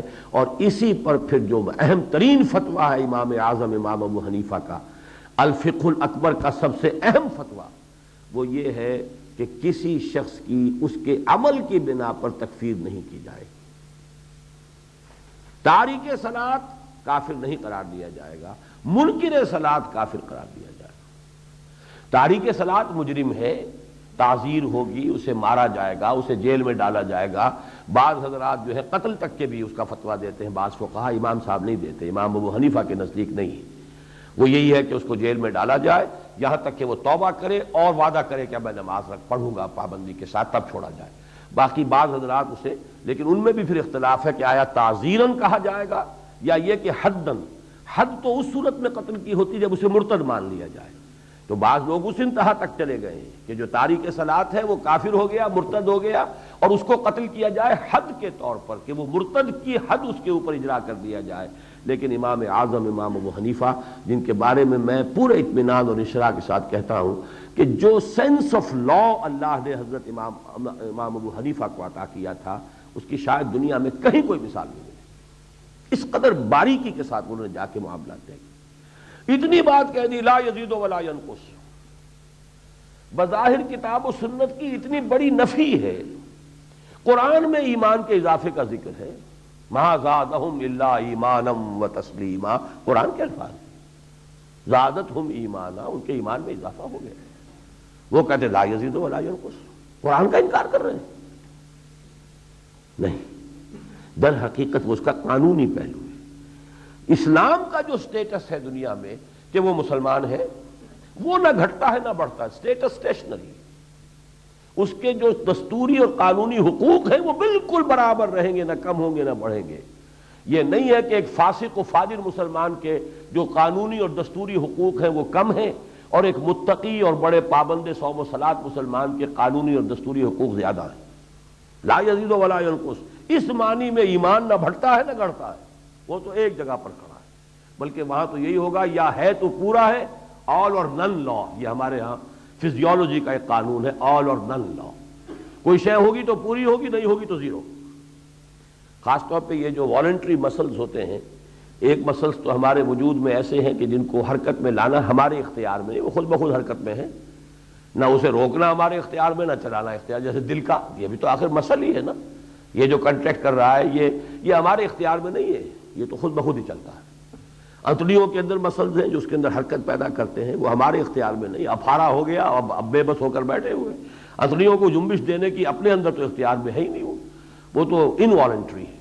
والنٹری مسل جو ہے، جس سے میں نے اپنے اس ہاتھ کو جو ہے جنبش دی ہے، والنٹری مسل کا ہر فائبر جو ہے، ہر سیل، اس کے بارے میں یہ آل اور نن لا ہے۔ اس کو سٹیمولس جو پاس ہوگا اگر پورا ہے تو وہ حرکت کرے گا، اس سے ذرا سا بھی کم ہے تو حرکت میں آئے گا ہی نہیں۔ یعنی یہ کہ یا تو حرکت کرے گا تو پورا کنٹریکٹ کرے گا، اور اگر نہیں کرے گا تو بس وہ جنبش ہی نہیں کھائے گا۔ آل اور نن لا، یہ آل اور نن لا ہے جو اسلام کے بارے میں اس جو ہے وہ مستعمل ہوگا، کہ یا تو مسلمان ہے تو ہے، بس اس کے تمام حقوق جو ہے دستوری اور قانونی وہ اس کو حاصل ہے، یا پھر یہ کہ مرتد ہو گیا تو زیرو ہو گئے۔ بیچ میں نہیں ہو سکتا یہ 50% اور یہ 30% اور یہ 70%۔ اس کے قانونی اور دستوری حقوق جو ہیں وہ آل اور نن لا جو ہے اسی کا مطلب ہے۔ تو یہ ہے اصل میں وہ مسئلہ، اسی میں تو ٹھوکریں کھائی ہیں۔ سب سے بڑا گمراہ کن فرقہ جو پیدا ہوا اسلام میں وہ خوارج کا تھا، اور یہ خوارج اتنے متقی، اتنے زاہد، اتنے نمازی، اتنے عبادت گزار، اتنا روزہ رکھنے والے تھے کہ اس وقت کے ماحول میں ان جیسا کوئی تھا ہی نہیں، بحیثیت مجموعی۔ لیکن غلطی اسی میں ہوئی کہ ان حدیثوں پر جس کو کہ میں نے آپ سے کہا ہے، جس کی چند مثالیں دی تھیں، جن میں یہ آ گیا کہ جس شخص نے شراب پی، لا یشرب الخمر حین یشرب وہو مومن، جس شخص نے شراب پی ہے وہ مومن نہیں رہا، مومن نہیں رہا تو کافر ہو گیا، کافر ہو گیا تو مرتد ہو گیا، مرتد ہو گیا تو قتل کرو۔ اس کا مال بھی تمہارے لیے مباح ہے، اور اس کی بیوی بھی اب تمہاری لونڈی بن سکتی ہے۔ ذرا سی غلطی، انتہائی تقوی، انتہائی نیکی، انتہائی عبادت گزاری، انتہائی سمجھیے کہ دینداری، لیکن فکری اور جو غلطی جو ہے نظریاتی، تھوڑی سی غلطی ہے، اس میں تشدد کہہ لیں، انتہا پسندی کہہ لیں، لیکن نتیجہ تو یہاں تک نکل رہا ہے کہ جب اس نے گناہ کبیرہ کیا، گناہ کبیرہ کا مرتکب کافر ہے، مسلمان تھا کافر ہو گیا، اس کا مطلب مرتد ہے تو واجب القتل ہے۔ اس کا مال بھی مباح ہے، آپ لیجئے، وہ اب آپ کے لیے مال غنیمت ہے، اس کی بیوی ہے یا اس کی جو بھی خواتین ہے وہ بھی مباح ہے، وہ تمہارے لیے کنیزوں کی حیثیت سے اب گویا کہ تمہارے لیے مال غنیمت ہے۔ اتنا بڑا فتنہ صرف اس مس انٹرپریٹیشن کی وجہ سے پیدا ہو گیا۔ اس سے آپ کو اصل میں اس اہمیت کا اندازہ ہوگا کہ یہ کیوں اللہ تعالیٰ نے ان دونوں کیٹیگریز کو، کیونکہ قرآن مجید میں یہ دونوں کیٹیگریز اس طور سے بھی بیان ہوئی کہ دونوں کو ایمان کہا گیا۔ دو مثالیں میں دے چکا ہوں، دونوں ہی ایمان ہے ایک درجے میں۔ اس کو میں نے تقسیم کیا ہے قانون ایمانی، قانون حقیقی، ایمان قانونی، ایمان حقیقی، ایک قانونی ایمان، ایک حقیقی ایمان۔ لیکن قرآن میں تو یہ الفاظ نہیں ہے نا، یہ تو میری تعبیر ہے، یہ تو میری توضیح ہے، تشریح ہے، اضافہ ہے۔ قرآن تو کہہ رہا ہے یا ایھا الذین آمنوا آمنوا باللہ ورسولہ، اے اہل ایمان، ایمان لاؤ اللہ پر، اس کے رسول پر۔ کیا مانے؟ اہل ایمان ہیں، ایمان کے دعوے دار ہیں، اب کیا ایمان لائے؟ اور مان تو لیا انہوں نے، اللہ کو مان لیا، رسول کو مان لیا، قیامت کو مان لیا، آخرت کو مان لیا، کتاب کو مان لیا۔ یا ایھا الذین آمنوا آمنوا باللہ ورسولہ والکتاب الذی نزل علی رسولہ والکتاب الذی انزل من قبل۔ اسی طرح میں نے دوسری آیت آپ کو سنا دی، لیس علی الذین آمنوا وعملوا الصالحات جناح فیما تعبوا اذا ما اتقوا وآمنوا وعملوا الصالحات ثم اتقوا وآمنوا ثم اتقوا واحسنوا واللہ یحب المحسنین۔ یہ ایمان دو کیسے ہو گئے؟ پہلے تقویٰ تھا، ایمان لائے، عمل صالح کیا، پھر اور تقویٰ بڑھا اور ایمان لائے، پھر اور تقویٰ بڑھا، پھر احسان کے درجے پر فائز ہو گئے۔ تین مرحلے بیان کیے، لیکن پہلے دونوں مرحلوں میں لفظ مشترک آ رہا ہے ایمان۔ صرف ایک آیت ہے پورے قرآن میں، اور اس آیت سورہ حجرات کی ہے، جہاں اس پہلے ایمان کو اسلام سے تعبیر کر دیا۔ قالت الاعراب آمنا قل لم تؤمنوا ولکن قولوا اسلمنا ولما يدخل الایمان فی قلوبکم۔ یہ بدو کہہ رہے ہیں کہ ہم ایمان لے آئے، اے نبی ان سے کہہ دیجئے کہ تم ایمان ہرگز نہیں لائے ہو، یہ کہہ سکتے ہو کہ ہم اسلام لے آئے، ہم مسلمان ہو گئے، ہم نے اطاعت قبول کر لی، ابھی تک ایمان تمہارے دلوں میں تو داخل تک نہیں ہوا۔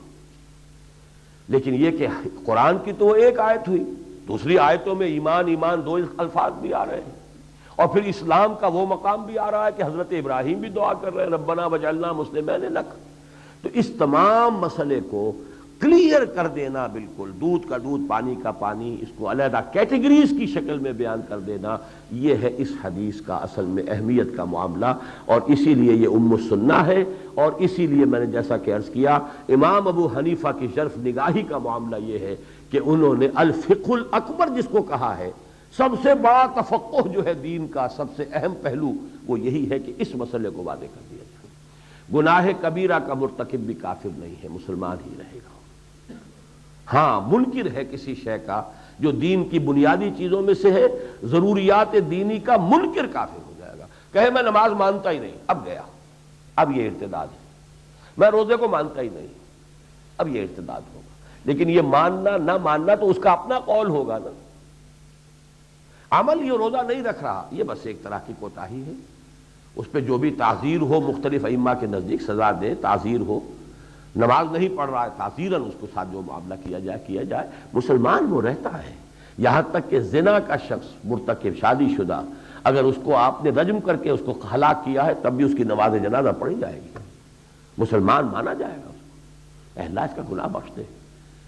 ایک صحابی اور ایک صحابیہ کو حضور نے خود رجم کرایا ہے، لیکن ساتھ ہی یہ الفاظ بھی کہے کہ انہوں نے وہ توبہ کی ہے کیونکہ خود آئے تھے، کوئی گواہی ان پر نہیں تھی، کوئی پروسیکیوشن نہیں تھا، کوئی حد جو ہے کوئی الزام لگا کر ثابت نہیں کیا کسی نے، چار گواہ نہیں تھے، کوئی ایک گواہ بھی نہیں تھا، وہ تو خود آئے ہیں، اے اللہ کے رسول ہم سے یہ خطا ہو گئی ہے، اب ہمیں پاک کر دیجیے اور ہمیں یہ گویا کہ رجم کر دیجیے تاکہ ہم دنیا میں اس گناہ کی سزا بھگت لیں اور آخرت میں اللہ تعالی ہمیں معاف فرمائے۔ تو حضور نے ٹالنے کی بھی کوشش کی ہے۔ غامدیہ خاتون جو تھی انہیں تو اتنا ٹالا ہے، پوچھا کہ تمہیں ہو سکتا ہے کہ حمل رہ گیا ہو؟ عرض کیا جی ہاں حمل تو ہے۔ فرمایا جاؤ پھر، تمہارا قصور ہے جو کچھ ہے، اس ننھی جان کا کیا قصور ہے تمہارے پیٹ میں، جاؤ وضع عمل کے بعد آنا۔ اب امکان تھا کہ اس کے اوپر کوئی کیفیت ایسی طاری ہو جاتی، میں نے کیا حماقت کی، رجم کے لیے چلی گئی تھی، اب بھاگو یہاں سے، جان بچاؤ، کہیں جاؤ۔ وضع عمل کے بعد پھر موجود، حضور وضع حمل ہو چکا ہے، میں حاضر ہوں۔ تو ابھی تو وہ تمہارے اوپر ڈیپینڈنٹ ہے، ابھی وہ کچھ کھا پی نہیں سکتا بچہ، تمہارا دودھ چاہیے اسے، جاؤ دودھ پلاؤ۔ اس کے بعد چلی آ رہی ہے کہ اس کے ہاتھ میں روٹی کا ٹکڑا بھی ہے بچے کے، کہ حضور اب یہ کھانے کے قابل ہو گیا، ٹھیک ہے اب رجم کر دو بھائی اس کو۔ رجم کیا ہے، اور پھر فرمایا ہے، کسی نے کہہ دیا کہ کتنی یہ بے حیا عورت تھی، تو آپ نے ڈانٹا ہے کہ اس نے وہ توبہ کی ہے کہ اگر تمام آبادی مدینے کی جو ہے ان پر تقسیم کر دی جائے تو سب کی نجات کے لیے کافی ہو جائے۔ تو یہ ہے کہ ایک جگہ حد ہے، حد جاری کی جائے گی، وہ اللہ کا قانون ہے، اس میں جو بھی ڈھیل دی جائے وہ الگ بات ہے۔ 22 جب آئے ہیں حضور مجھ سے تو میں نے زنا کیا ہے، مجھے رجم کر دیجیے. آپ صحابہ سے پوچھ رہے یہ پاگل تو نہیں ہے کہیں، اسے کوئی جنون کا عارضہ تو نہیں ہو گیا؟ لوگوں نے کہا کہ نہیں حضور ٹھیک ٹھاک ہے، یہ تو صاحب عقل ہے، فہم ہے، شعور ہے. اچھا ذرا اس کا منہ سونگو، کہیں شراب تو نہیں پی ہوئی اس نے، کہیں نشے میں تو نہیں کہہ رہا ہے یہ؟ نہیں نشے میں بھی نہیں. سارے طرف. پھر آپ کہتے ہیں بھائی شاید ہو سکتا ہے کہ تم نے صرف بس یعنی ابتدائی ہی کوئی مرحلے ہوئے ہو، کوئی ہم آغوشی ہوئی ہو، صرف بوس و کنار ہوا ہو اور بالفعل زنا کا عمل نہ کیا ہو. نہیں نہیں حضور میں نے تو زنا کیا. جب ہر طرف سے اب اس کو حضور نے جو بھی ہو سکتی تھی رعایتیں، جو بھی دروازے ہو سکتے تھے اسکیپ کے، وہ سارے آپ نے کھول دیے ایک ایک کر کے. جب ہر طرف سے اس نے کہا نہیں تو پھر کہا جاؤ کر دو اس کو، رجم کرو، رجم کیا. تو یہ معاملہ ہے اصل میں کہ الفقہ الاکبر جو ہے وہ در حقیقت ان اہم ترین یہ جزیات جو ہے وضو کے نواقض اور وضو کے معاملات اور یہ ہاتھ جو ہے وہ کہاں تک دھونا ہے اور کہاں تک نہیں دھونا ہے یہ بھی ہے، لیکن یہ ہے اصل شے جس کے اوپر کے ریاست کا معاملہ ہے، لوگوں کا، قانون کا، دستور کا دار و مدار ہوگا. باقی غایت مغیہ میں شامل ہے کہ نہیں ہے یہ بحثیں ہمارے یہاں بڑی لمبی لمبی کہ تم اپنے ہاتھ دھو کوہنیوں تک. اب تک جو ہے غایت کوہنی ہوئی تو یہ غایت مغیہ میں داخل ہے کہ نہیں؟ آیا اس کو بھی دھونا لازم ہے؟ یا جب کوہنیوں تک کہا ہے تو کوہنی اگر وہ رہ جائے خشک تو وضو ہو جائے گا کہ نہیں ہو جائے گا؟ یہ مسئلہ، اس پہ بڑی بحثیں ہیں، اس کے اوپر لمبے چوڑے مارکے ہیں. اصول کو پہلے طے کرنا پڑے گا غایت مغیہ میں داخل ہے کہ نہیں، یعنی جس شے کو کسی شے کی حد قرار دیا جائے وہ حد بھی اس شے کے اندر شامل ہے یا باہر ہے. تو یہ بھی فقہ ہے، میں اس کی کوئی توہین نہیں کر رہا، یہ کرنا پڑے گا. قانون تو بہرحال آئے گا تو قانون میں تو بال کی کھال اترتی ہے. بڑے بڑے مقدمے جو ہیں معمولی سے کسی ٹیکنیکل ایشو کے اوپر ادھر سے ادھر ہو جاتے ہیں. لیکن یہ کہ ایک ہے یہ فقہ الاکبر، اس فقہ الاکبر میں اب یہ سمجھ لیجئے یہ 5 شرائط ہیں جو پوری کر دے تو وہ مسلمان ہے، وہ آپ کے مسلمان معاشرے کا ایک فرد ہے، اسلامی ریاست کا ایک رکن ہے. اب جو بھی وہ کرے غلط حرکت سزا دیجئے، چوری کرتا ہے ہاتھ کاٹ دیجئے، جو بھی چاہے کرے اس کا معاملہ جو الا بحق الاسلام، جو قانون شریعت کی زد میں کوئی جو جس درجے میں کوئی شخص آ گیا اس درجے میں آ جائے گا، لیکن یہ کہ اس کو بنیادی طور پر مسلمان تسلیم کیا جائے گا، یہ ہے اسلام. لیکن ایمان یہ نہیں ہے. اس اسلام کا سارا تعلق اس دنیاوی نظام کے ساتھ ہے، معاشرت اور ریاست اور سیاست اور اس کی شہریت اس سے متعلق ہے. جبکہ ہمیں معلوم ہے کہ اصل معاملہ جو اللہ کے ہاں طے ہونا ہے وہ تو ایمان پر ہونا ہے. وہ معذور اور مجبور نہیں ہے ہماری طرح کہ وہ جھانک کر نہ دیکھ سکے کہ ایمان ہے کہ نہیں. وہ علیم بذات الصدور، وہ جاننے والا ہے سینوں کے اندر کے حالات. وہاں ڈیسائیڈ یہ نہیں ہوگا یہ شخص دنیا میں مسلمان سمجھا جاتا تھا تو بس ٹھیک ہے جنت میں بھیج دو اس کو. وہاں تو ہوگا اس میں ایمان تھا کہ نہیں. پھر ایمان کے ساتھ عمل صالح تلے ہی گے اعمال تب جب کہ ایمان ہو، ورنہ تول ہی نہیں ہے. لا نقیم لہم یوم القیامت وزنا، ایمان ہی نہیں ہے تو اعمال کون سے تلیں گے؟ ایمان کے بغیر تہجد گزار ہو کوئی شخص تو تہجد میں کیا وزن ہے اگر ایمان ہی نہیں ہے؟ انبار ہو تہجدوں کے اور انبار ہو اور عبادتوں کے، ایمان بھی ہے کہ نہیں پہلے تو یہ دیکھو. ایمان ہے تو اب اس کے عمل تولے جائیں گے. نیکیاں زیادہ ہیں یا بدیاں زیادہ ہیں؟ بدیاں زیادہ ہیں تو بھائی جہنم میں تو جائے گا، البتہ اپنے گناہوں کی بقدر سزا پا کر پھر جہنم سے نکال کر اس ایمان کی بنیاد پر کہ جو اس کے دل میں تھا جنت میں داخل کر دیا. اور اگر پہلے ہی سے جو نیکیوں کا پلڑا بھاری ہے تو سیدھا جنت میں جائے گا. لیکن یہ سارا معاملہ ایمان کی بنیاد پر ہے. وہ ایمان اگر ہے حقیقتاً تو پھر یہ کہ انسان کو فوری طور پر یا بالآخر جنت جو ہے وہ مل جائے گی. ایمان نہیں ہے تو اور چاہے کچھ بھی ہو دنیا میں وہ مسلمانوں کا بڑا عظیم قائد بنا پھرتا ہو، بڑا رہنما بنا پھرتا ہو، بہت بڑا مرشد بنا پھرتا ہو، بہت بڑا معلم اور عالم اور مفسر اور فقیہ اور محدث بنا پھرتا ہو، جو بھی ہو، اگر وہ ایمان نہیں ہے تو قیامت میں اس کے لیے کچھ نہیں. یہ ہے وہ ایمان. اب پوچھا کہ ایمان کسے کہتے ہیں؟ اس کا جواب ہے کہ تم یقین رکھو اللہ پر. ان تؤمن باللہ وملائکتہ وکتبہ ورسلہ والیوم الآخر، اللہ پر ایمان اس کے فرشتوں پر ایمان، اس کی کتابوں پر ایمان، اس کے رسولوں پر ایمان، اور یوم آخر پر جزا و سزا کے فیصلے ہوں گے، وزن اعمال ہوگا، بعث بعد الموت ہوگا، اس پر ایمان، والقدر تؤمن بالقدر خیرہ و شرہ، اور تقدیر پر ایمان۔ یہ تقدیر پر ایمان، ویسے ایک بات تو یہ نوٹ کر لیجئے، الحمدللہ ہم نے تنظیم اسلامی کے لیے جو نظام العمل بنایا ہے، اس کی ایک تو ہے تفاصیل، قواعد و ضوابط، وہ تو علیحدہ کتابچہ ہے۔ ایک یہ کہ ہم نے عقائد کو بھی شامل کیا ہے تنظیم کے بنیادی ڈھانچے کے اندر۔ اس میں ہم نے جماعت اسلامی کے دستور سے ایک اعتبار سے تو ہم نے مماثلت قائم کی ہے کہ جہاں تک کلمہ لا الہ الا اللہ محمد الرسول اللہ کے مفاہیم جماعت اسلامی میں مولانا مودودی نے کبھی اپنے دستور میں شامل کیے تھے، ہم نے ان میں بعض چیزوں کا اضافہ کر کے زیادہ اکثر و بیشتر وہیں سے وہ چیزیں لی ہیں، اس لیے کہ بہت عمدہ تعبیر ہے۔ علم جو ہے اور جو بھی حقائق ہیں وہ تو کسی کی میراث نہیں ہے، اور اس سے الحکمت ضالۃ المومن هو احق بها حیث وجدها، وہ ہم نے وہاں سے لی ہے، البتہ اضافہ کیا ہے کچھ چیزوں کا۔ یہ بہت قابل مطالعہ چیزیں ہیں، اور یہ تنظیم کے تمام رفقاء کو تو پڑھنی ہی چاہیے، لازماً ازبر ہونی چاہیے۔ باقی دوسرے حضرات بھی جو تنظیم کو سمجھنا چاہیں اس کا ضرور مطالعہ کریں۔ اس کے بعد جماعت کے دستور میں ایمانیات کا کہیں تعلق نہیں، اس لیے کلمہ شہادت میں تو اللہ کا کیا حق ہے، اللہ کے رسول کا کیا حق ہے، دو ہی کا آئے گا، لا الہ الا اللہ محمد رسول اللہ۔ لہذا اگرچہ اس کا کوئی امکان نہیں ہے کہ کوئی منکر آخرت جماعت اسلامی کا رکن بن سکے، لیکن دستور اس کا راستہ نہیں روکتا، دستور میں کہیں ہے ہی نہیں، دستور میں وہ شرائط کے طور پر ہے ہی نہیں کہیں۔ ہم نے اسی لیے وہ تمام ایمانیات کو شامل کیا ہے۔ اللہ پر ایمان کا مطلب کیا ہے، ملائکہ پر ایمان کا مطلب کیا ہے، اسی طریقے سے کتابوں پر ایمان کا مطلب کیا ہے، رسولوں پر ایمان کا مطلب کیا ہے، اس کو ہم نے پوری وضاحت سے اور مختصر ترین الفاظ میں وہ تعارف تنظیم اسلامی نامی کتابچے میں یہ چیزیں موجود ہیں۔ اور اس کے بعد یہ جو ہے مسئلہ، کیونکہ بہرحال یہ تو تمام مسلمانوں کو چیزیں معلوم ہیں ہی، لیکن یہ تقدیر سے مراد کیا ہے، اس کو بھی میں سمجھتا ہوں کہ الحمدللہ ایک خاص وقت ہوتا ہے جس میں کوئی اللہ تعالیٰ کی طرف سے انشراح عطا ہو جاتا ہے، آمد ہوتی ہے، تو نہایت خوبصورتی کے ساتھ، بہت مشکل مسئلہ ہے یہ جہاں تک تعلق ہے اس کا تقدیر کے مسئلے کا، اسی لیے اس پر بحث کرنے سے روکا گیا ہے، سختی سے منع کیا ہے، اس لیے کہ جب بھی بحث کریں گے الجھ جائے گا، سمجھنا چاہے تو سمجھ میں آ جاتا ہے، بحث کریں گے الجھ جائے گا۔ وہ جو ایک شعر ہے اللہ تعالیٰ کی ذات کے بارے میں، تو دل میں تو آتا ہے سمجھ میں نہیں آتا، بس جان گیا میں تیری پہچان یہی ہے۔ اللہ کی پہچان سمجھ میں نہیں آ سکتا، وہ دل میں آتا، تو دل میں تو آتا ہے سمجھ میں نہیں آتا، بس جان گیا میں تیری پہچان ہی یہی، یہ تیری پہچان یہی ہے۔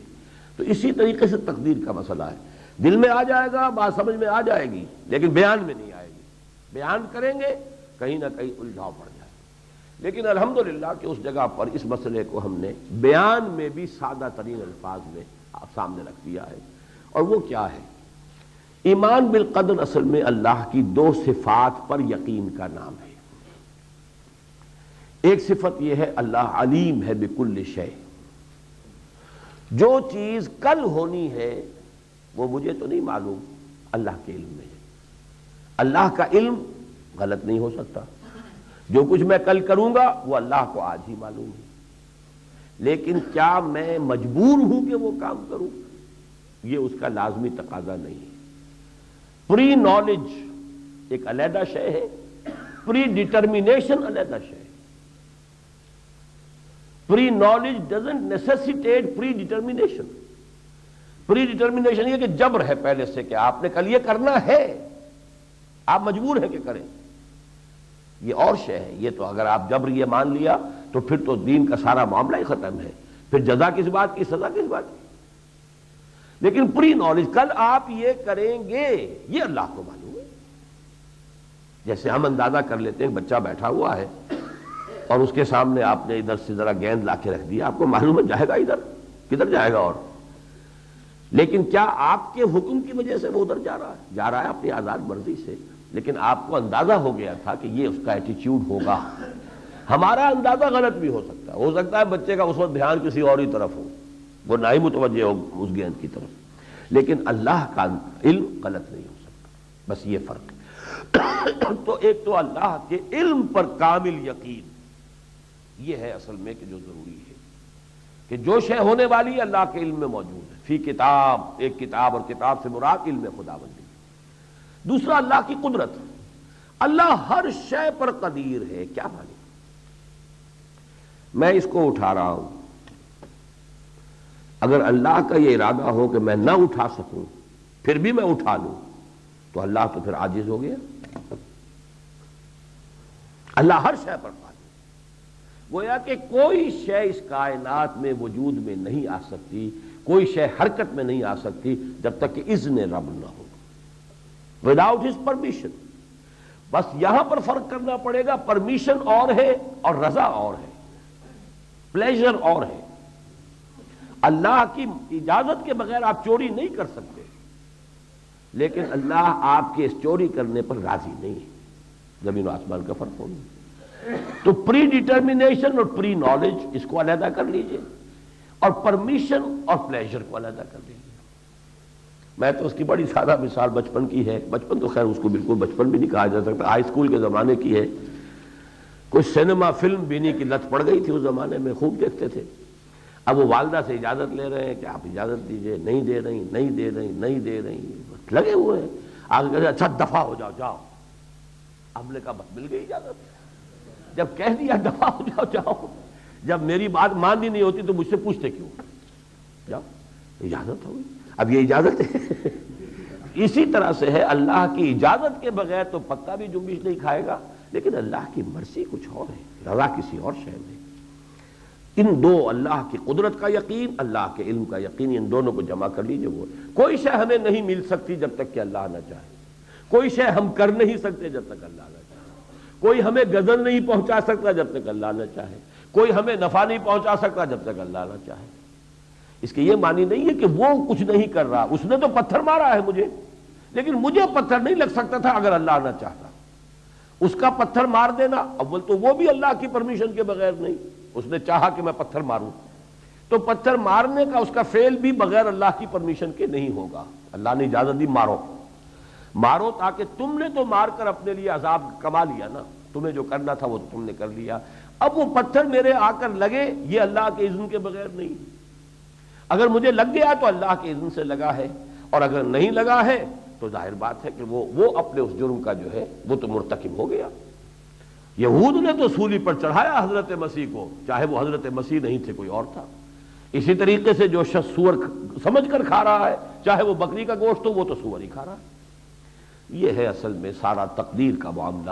یہ تقدیر اصل میں ایمان باللہ کا، اور خاص طور پر دو صفات جو ہیں، قدر اور علم، ان دونوں کا خلاصہ لب لباب ہے۔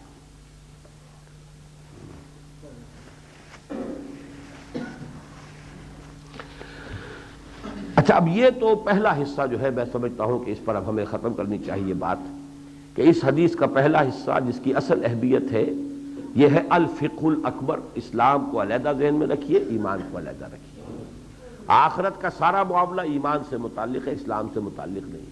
ایمان حقیقی ہوگا تو اسلام خود بخود ہی آ جائے گا، وہ تو ہے ہی اس کے تابع، لیکن دنیا کا معاملہ سارا کا سارا اسلام پر ہے، ایمان پر نہیں۔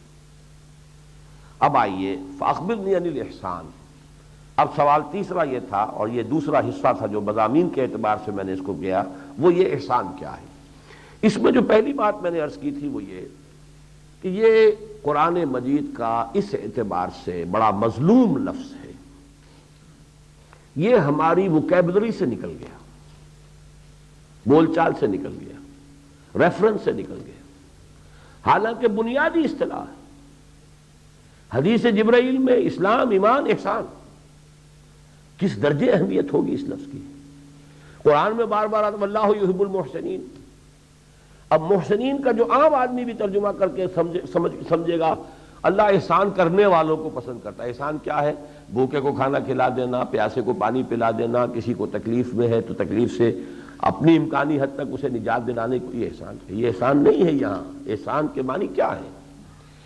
جو کام بھی انسان کرے نہایت خوبصورتی سے کرے، عمدگی سے کرے۔ ایک ہے مارے باندھے کو نماز پڑھنی ہے پڑھ لی، ایک ہے نہایت دل جمی کے ساتھ، خلوص کے ساتھ، انابت کے ساتھ، خشوع کے ساتھ، حضور قلب کے ساتھ، تعدیل ارکان کے ساتھ انسان نماز ادا کرے، یہ ہے احسان کی، نماز کا احسان۔ جیسے کہ آتا ہے اذا قتلتم فاحسنوا القتلۃ واذا ذبحتم فاحسنوا الذبحۃ، اے مسلمانوں جب کسی کو قتل کرنا ہو تو خوبصورتی سے قتل کرو، یہ نہیں کہ اسے تڑپا تڑپا کے مارو، کوشش کرو کہ ایک ہی بار سے جو اس کی گردن جدا ہو جائے، اس کو تکلیف پہنچانا جو ہے، قتل کرنا ہے تو قتل بھی عمدگی کے ساتھ کرو۔ ذبح کرتے ہو تو کند چھری لے کر جو اس کے اوپر کشتی نہ شروع کر دو گردن کے اوپر، بلکہ چھری کو تیز کرو تاکہ وہ ایک ہی بار کے اندر جو ہے وہ اس کا جو بھی حصہ کاٹنا ہے وہ کٹ جائے، اسے وہ تکلیف تو نہ ہو کہ جو ایک آدمی کشتی کر رہا ہے اس کے ساتھ چھری کے ساتھ۔ تو احسان کا لفظ آیا، اذا قتلتم فاحسنوا القتلۃ واذا ذبحتم فاحسنوا الذبح، ذبح کرنا ہے، قتل کرنا ہے، اس کے اندر بھی ایک حسن ہے، خوبی ہے، عمدگی ہے، اس کو اچھے انداز میں کرو۔ اسی طرح دین میں جب حسن پیدا کرنا ہے، ایک دین ہے بس جو بھی ہے موٹے موٹے تمام اس کی علامات تو ہم نے قائم کر دی ہیں، ایک یہ آپ اس میں حسن پیدا کریں، خوبصورتی پیدا کریں، دل آویزی پیدا کریں، دین کی عمدگی، دین کا حسن اور دین کا حسین بن جانا، یہ ہے احسان۔ تو وہ احسان کیا ہے؟ جو لفظ ہمارے ہاں اس احسان کی جگہ آ گیا ہے اور جس نے اسے ڈھانپ دیا ہے وہ ہے تصوف۔ جہاں تک تو اس موضوع کا تعلق ہے اس کی اہمیت جو ہے وہ تو اتنی تھی کہ جس کی وجہ سے یہ تصوف جو ہے ایک بڑا عظیم الشان فن بن گیا، علم بن گیا، اس کے فلسفے اپنے ہیں، اس کا اپنا پورا نظام ہے، اس کا پھر پورا نظام العمل ہے، اس کے معمولات ہیں، اذکار کے طور طریقے ہیں، مختلف سلسلوں کے مختلف ہیں، اسی طریقے سے مراقبے ہیں، کسی کا کسی طرح کا مراقبہ ہے، کسی کا کسی طرح کا مراقبہ ہے۔ اس سے اندازہ ہوتا ہے، یعنی یہ سرکمسٹانشل ایویڈنس ہے کہ یہ اس کی دلیل قطعی ہے کہ یہ بات اہم بہت ہے، لیکن بس بدقسمتی یہ ہوئی، سب سے پہلی بدقسمتی، اور اس پر بدقسمتیوں کا اضافہ ہو جاتا ہے۔ پہلی بدقسمتی تو یہ ہوئی کہ اصل لفظ احسان جو دین کا ہے، قرآن کا ہے، حدیث کا ہے، اس سے کاٹ کر لفظ ہی دوسرا جوڑ دیا، تصوف، جس کے بارے میں آج تک کوئی قطعیت کے ساتھ یہ نہیں کہہ سکا کہ یہ لفظ آیا کہاں سے ہے۔ صوف سے بن سکتا ہے تصوف لفظی اعتبار سے، کیونکہ ہمارے جو ابتدائی تابعین کے دور ہی میں کچھ جو اس طرح کے حضرات جن پر زہد کا غلبہ ہو گیا تھا، جیسا کہ میں نے عرض کیا نا کہ صحابہ میں بھی ایسے تھے، صحابہ میں ایسے بھی تھے کہ جن کا اصل جوہر جو ہے میدان جنگ میں کھلتا تھا، مقابلہ اور قتال۔ صحابہ میں ایسے بھی تھے جو راتوں کو کھڑے رہتے تھے، جس پر کہ حضور کو روکنا پڑا۔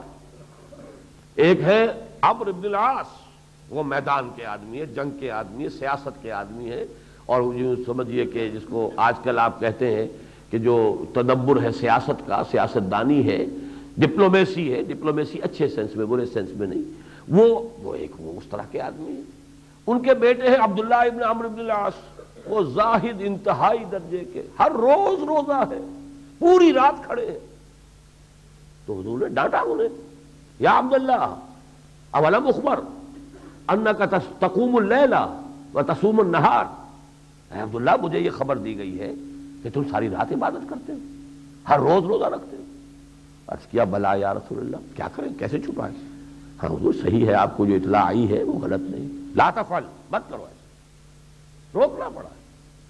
فَإِنَّ لِنَفْسِكَ عَلَيْكَ حَقًّا وَإِنَّ لِزَوْجِكَ عَلَيْكَ حَقًّا وَإِنَّ لِزَوْرِكَ عَلَيْكَ حَقًّا، تمہارے اپنے نفس کا بھی تم پر حق ہے، تمہاری بیوی کا بھی تم پر حق ہے، تمہارے ملنے والوں کے، دوستوں کے، آنے والوں کے بھی تم پر حقوق ہیں، یہ تم نے کیا کیا؟ راتوں رات بھر کھڑے ہو۔ اب یہ ہے کہ ہر ایک کا مزاج تھا، ایک کہاں باپ کا مزاج اور کہاں بیٹے کا مزاج، زمین و آسمان کا فرق۔ تو صحابہ میں سے بھی پھر تابعین کے دور میں جن پر یہ زہد اور للہیت کا کافی غلبہ ہوا، تو وہ ان میں یہ رنگ آ گیا تھا، اور وہ لوگ جو ہے اپنے جسم کو تکلیف دینے کے لیے اونی کپڑے پہنتے تھے۔ ریشم تو ویسے ہی حرام ہے، نرم و نازک کپڑا ریشم مرد کے لیے حرام ہے، لیکن یہ کہ اور دوسرے کپڑے بھی وہ پہننے کی بجائے اونی کپڑے، تاکہ جسم کے اندر چبھتے رہیں اور تکلیف دیتے رہیں، تو اس لیے ان کو صوف سے صوفی بنا دیا اور تصوف اس سے بن گیا۔ ایک رائے یہ ہے۔ ایک لوگ کہنا چاہتے ہیں کہ صفا سے بنا ہے، صفا سے کسی بھی اشتقاق کے اصول سے لفظ تصوف بنتا نہیں، یعنی صفائے قلب، صفائے نفس اس سے بنتا ہی نہیں، تو تصفیہ بنے گا، تصوف تو نہیں بنتا۔ اس حوالے سے یہ لفظ جو ہے اس کو میں کہا کرتا ہوں کہ یہ مجہول النسب ہے، اس لفظ کا نسب ہی معلوم نہیں، اس کا مادہ کیا ہے، کہاں سے نکلا، یہی پتہ نہیں، لیکن یہ ایسا زبردست خواص و عوام ہوا ہے، پھیلا ہے دنیا کے اندر. اور اس کا سب سے بڑا جرم یہی ہوتا ہے، جیسے کہ اصول ہے بدعت اصل میں سنت کو ختم کرتی ہے. کوئی نئی بات آئے گی، کسی نہ کسی سنت کو دفع کر دے گی، ختم کر دے گی، نگاہوں سے اوجھل کر دے گی. اسی طریقے سے یہ لفظ جو ہے اس نے اس سب سے پہلا ظلم تو یہ کیا، احسان تو گیا. جب احسان گیا تو احسان کی ڈیفینیشن تو حدیث میں آپ کو مل جائے گی، تصوف کی ڈیفینیشن تو حدیث میں نہیں مل سکتی. پھر اس میں وہ مراقبے اور اشغال اور جو اذکار کے طریقے ہیں جو انہوں نے ایجاد کیے ہیں، اس میں افادیت ہے. تو ظاہر بات ہے کہ آدمی جو ہے، جیسے آج کل کی جدید سائیکالوجی میں بھی ہے، آپ کسی چیز کا تکرار کرتے رہیے، تصور باندھے رکھیے، اس کا کوئی نہ کوئی اثر آپ کے اوپر پڑے گا نفسیاتی اعتبار سے. بڑا پیارا مجھے شعر یاد آیا ہے، گر در دلے تو گل گزرت گل باشی، ور بلبل بے قرار بلبل باشی. اگر تمہارے دل میں پھول ہی کا تصور رہے پھول ہی کا، تم خود پھول بن جاؤ گے. گر در دلے تو گل گزرت گل باشی، ور بلبل بے قرار، اگر بلبل بے قرار ہی کا تصور کیے رکھو گے بلبل باشی، بلبل بن جاؤ گے تم بھی. لیکن یہ کہاں تک جا رہا ہے یہ شعر؟ اب اگلے شعر پہ آپ چونک جائیں گے، گھبرائیں گے، یہ کیا بات کہہ دی. تو جزوی ہو حق کل است گر روزے چند، تم تو جزوی ہو، اللہ کی ذات یا حق جو ہے وہ تو ہے کلی، وہ کل ہے، تم ایک جز ہو، وہ کل ہے. تو جزوی ہو حق کل است گر روزے چند، اگر کچھ عرصے اندیشہ کل پیشہ کنی کل باشی. اگر اللہ ہی کے ساتھ لو لگائے رکھو، خیال، اندیشہ، خیال، تصور، تم بھی بن جاؤ گے. میں لفظ نہیں کہتا کیا بن جاؤ گے، کل ہو جاؤ گے، تم بھی کل ہو جاؤ گے. تو یہ ہے کہ اصل میں کسی چیز کا آٹو سجیشن ہے. کوئی چیز اپنے کہتے رہیے تم ایسے ہو، تم ایسے ہو، تم ایسے ہو، تم بزدل ہو، بزدل ہو جاؤ گے. اور کہو نہیں میں بہادر ہوں، ہو جاؤ گے بہادر. یہ ہے نفسیاتی طور پر انسان کے اندر بڑی قوتیں ہیں. جہاں جسمانی اور قوا جو ہے وہ قوتیں ہیں، وہاں یہ نفسیاتی بھی بہت کچھ ہے. قوت ارادی کو مضبوط کرنے کے لیے ایکسرسائزز ہیں. نگاہ جھپکنے نہ پائے. ایک نقطہ، تہجد کے وقت اٹھو، سفید براق کپڑے پہنو، سفید براق چادر کے اوپر سفید کاغذ رکھو اور ایک سیاہ نقطہ لگاؤ اور نقطے پر نگاہ جماؤ. نگاہ جھپکے نہیں. نتیجہ کیا ہوگا؟ تمہاری آنکھوں میں وہ طاقت پیدا ہو جائے گی، کوئی تم سے آنکھیں چار نہیں کر سکے گا. براؤ بیٹنگ جسے کہتے ہیں، آنکھوں سے کسی کو شکست ہے. اور یہ پورا فن بن گیا تھا. اس کی ایکسرسائزز ہوتی ہیں، ایکسرسائزز سے وہ قوت حاصل ہوتی ہے. اور اس سے پھر یہ کہ اس کو کسی کو دیکھ لیا اس جلالی نگاہوں کے ساتھ تو اس بیچارے کا برکس نکل گیا جو اس میدان کا آدمی نہیں ہے. اس حضور پر یہ آزمایا گیا. لا یزلقونک بابصارہم لما سمعوا الذکر ویقولون انہ لمجنون. آپ کو اپنی نگاہوں کے ذریعے سے چاہتے ہیں کہ آپ کے وجود میں تزلزل پیدا کر دیں، آپ کے قدم ڈگمگا جائیں، کوشش کرتے ہیں. تو یہ فنون ہیں، ان کو فن کہیے. یہ ہر طرح کی ٹیکنیکس ہیں. تو یہ تمام جو اوراد ہیں، جو بھی اس کے طریقے ہیں، تصورات ہیں، اس کے حوالے سے کچھ نہ کچھ حاصل ہوتا ہے، اس میں کوئی شک نہیں. اور ہندوستان میں ہندو یوگیوں کا مقابلہ کرنے کے لیے مسلمان صوفیوں نے ایک وقت میں یہ ٹیکنیکس جو ہے اپلائی کی ہیں، اور اس میں کوئی حرج بھی نہیں ہے. جس شے کا آپ کو توڑ کرنا ہے، ہندو یوگیوں نے چونکہ بڑی ایکسرسائز کی ہوتی تھیں، بڑے ان کی تپسیائیں. کھڑا ہے ایک شخص کوہ ہمالیہ کی کسی برف پوش چوٹی کے اوپر کھڑا ہے اور ہاتھ اونچا کر لیا ہے، ہاتھ سوکھ گیا ہے کھڑا. اب کتنی قوت ارادی اس میں پیدا ہو چکی ہے. حب سے دم ہے زمین کے اندر، قبر میں دفن کروا دیا ایک آدمی کو، اور وہ کتنے دن جو ہے قبر میں رہا ہے، زندہ ہے، نکل آیا، ایکسرسائز کی ہے. اس کو پہلے چند منٹ کی ہوئی ہوگی، پھر اس پہ محنت کی ہے، پھر وہ 1 گھنٹے تک گیا ہے، دنوں تک گیا. حب سے دم چل رہا. تو یہ تمام چونکہ یہاں مسلمان صوفیہ کو مقابلہ پیش آیا تھا ان سے، تو وہ ٹیکنیک ظاہر بات ہے. ان الحدید بالحدید یفلح، لوہا تو لوہے سے کٹ سکتا ہے، تو اس کے مقابلے کے لیے انہوں نے بھی یہ ٹیکنیکس استعمال کی ہیں۔ پھر چونکہ اس ٹیکنیک کے ساتھ ان کے پاس توحید تھی، اللہ کی توحید، اللہ کا یقین، رسول کے انوار و برکات، سنت کا معاملہ، لہذا ان کے اندر دو اچھا ہو گیا معاملہ۔ لیکن اصل احسان جو ہے دین کا وہ یہ نہیں، یہ چیزیں حضور کی تعلیمات میں بنیادی طور پر نہیں، کہیں عارضی اور وقتی اور فوری ضرورت کے تحت استعمال کی جائیں تو حرام بھی نہیں، لیکن اصل کیا ہے؟ اب وہ ہے احسان کی ڈیفینیشن۔ پوچھا گیا فاخبرنی عن الاحسان، تو جواب دیا ان تعبد اللہ کانک تراہ فإن لم تکن تراہ فإنہ یراک، کہ تم اللہ کی بندگی کرو۔ اور یہاں نوٹ کر لیجئے ایک دوسری روایت، اور یہ مجھے یاد ہے، عبداللہ ابن عمر رضی اللہ تعالی عنہما، حضرت عمر کہہ رہے ہیں ان تعبد اللہ کانک تراہ، حضرت عبداللہ ابن عمر ان کے صاحبزادے کہہ رہے ہیں کہ جواب میں حضور نے فرمایا تھا ان تعمل للہ کانک تراہ فإن لم تکن تراہ فإنہ یراک۔ اب یہ دو الفاظ ہیں، الفاظ جدا ہو گئے، لیکن اللہ کا فضل ہے، اللہ کا شکر ہے کہ وہ حدیث بھی محفوظ ہے عبداللہ ابن عمر کی رضی اللہ تعالی عنہما، لہذا ہمیں تعبدہ کے مفہوم کو سمجھنے میں سہولت ہو گئی، ورنہ محض تب مفہوم عبادت کا جو ہمارے دلوں میں محدود ہو گیا، نماز روزہ، بس نماز روزہ حج زکوٰۃ عبادات تو یہ ہیں، لہذا بس ان کے اندر وہ کیفیت حاصل ہو جائے کہ نماز آدمی پڑھے تو اس کیفیت کے ساتھ پڑھے گویا کہ اللہ کو دیکھ رہا ہے، اور اگر یہ نہیں تو کم سے کم یہ استحضار رہے کہ اللہ مجھے دیکھ رہا ہے۔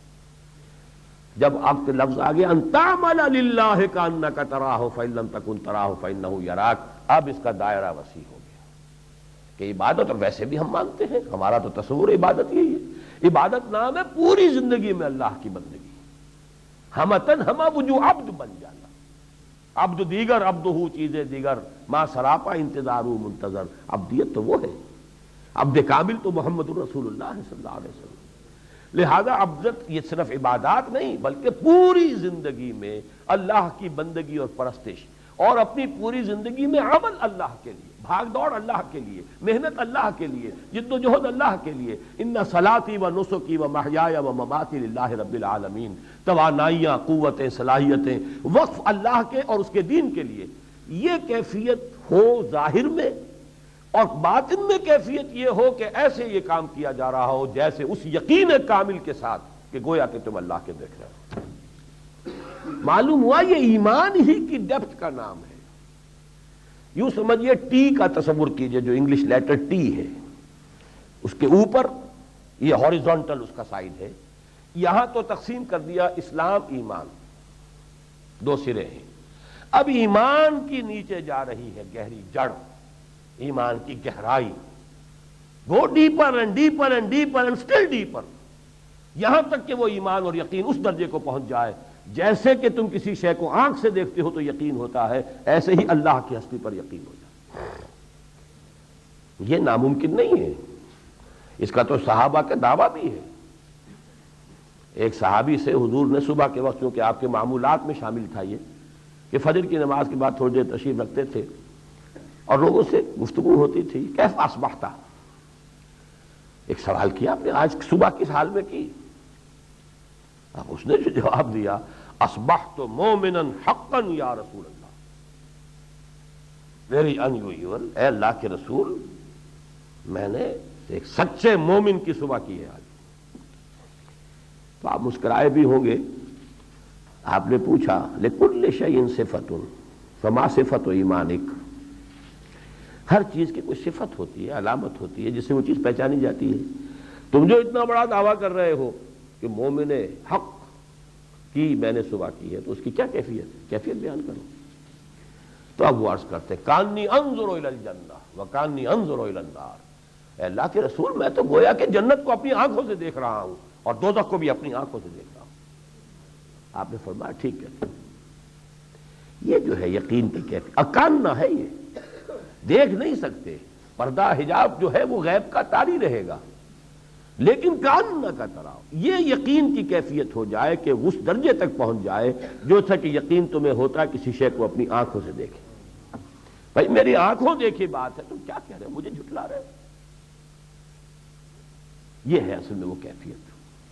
تو یہ ایمان ہی کا درجہ ہے، احسان کوئی اور شے نہیں ہے، کوئی اضافی شے نہیں ہے، بلکہ ایک درجے میں کہیے ایک ایمان قانونی ایمان اقرار باللسان، وہ اسلام میں شامل ہو گیا، شہادت اللہ الہ الا اللہ وان محمد رسول اللہ۔ ایک ایمان دل میں داخل ہو گیا، یہ ایمان جو دوسرا درجہ ایمان کا، اور ایک ایمان یہ کہ اس کی جڑیں اتنی گہری ہو گئیں کہ یقین کی اس کیفیت کو پیدا ہو گئیں جس کی تعبیر اقبال نے کی ہے، یقین پیدا کرے ناداں یقین سے ہاتھ آتی ہے وہ درویشی کے جس کے سامنے جھکتی ہے فغفوری۔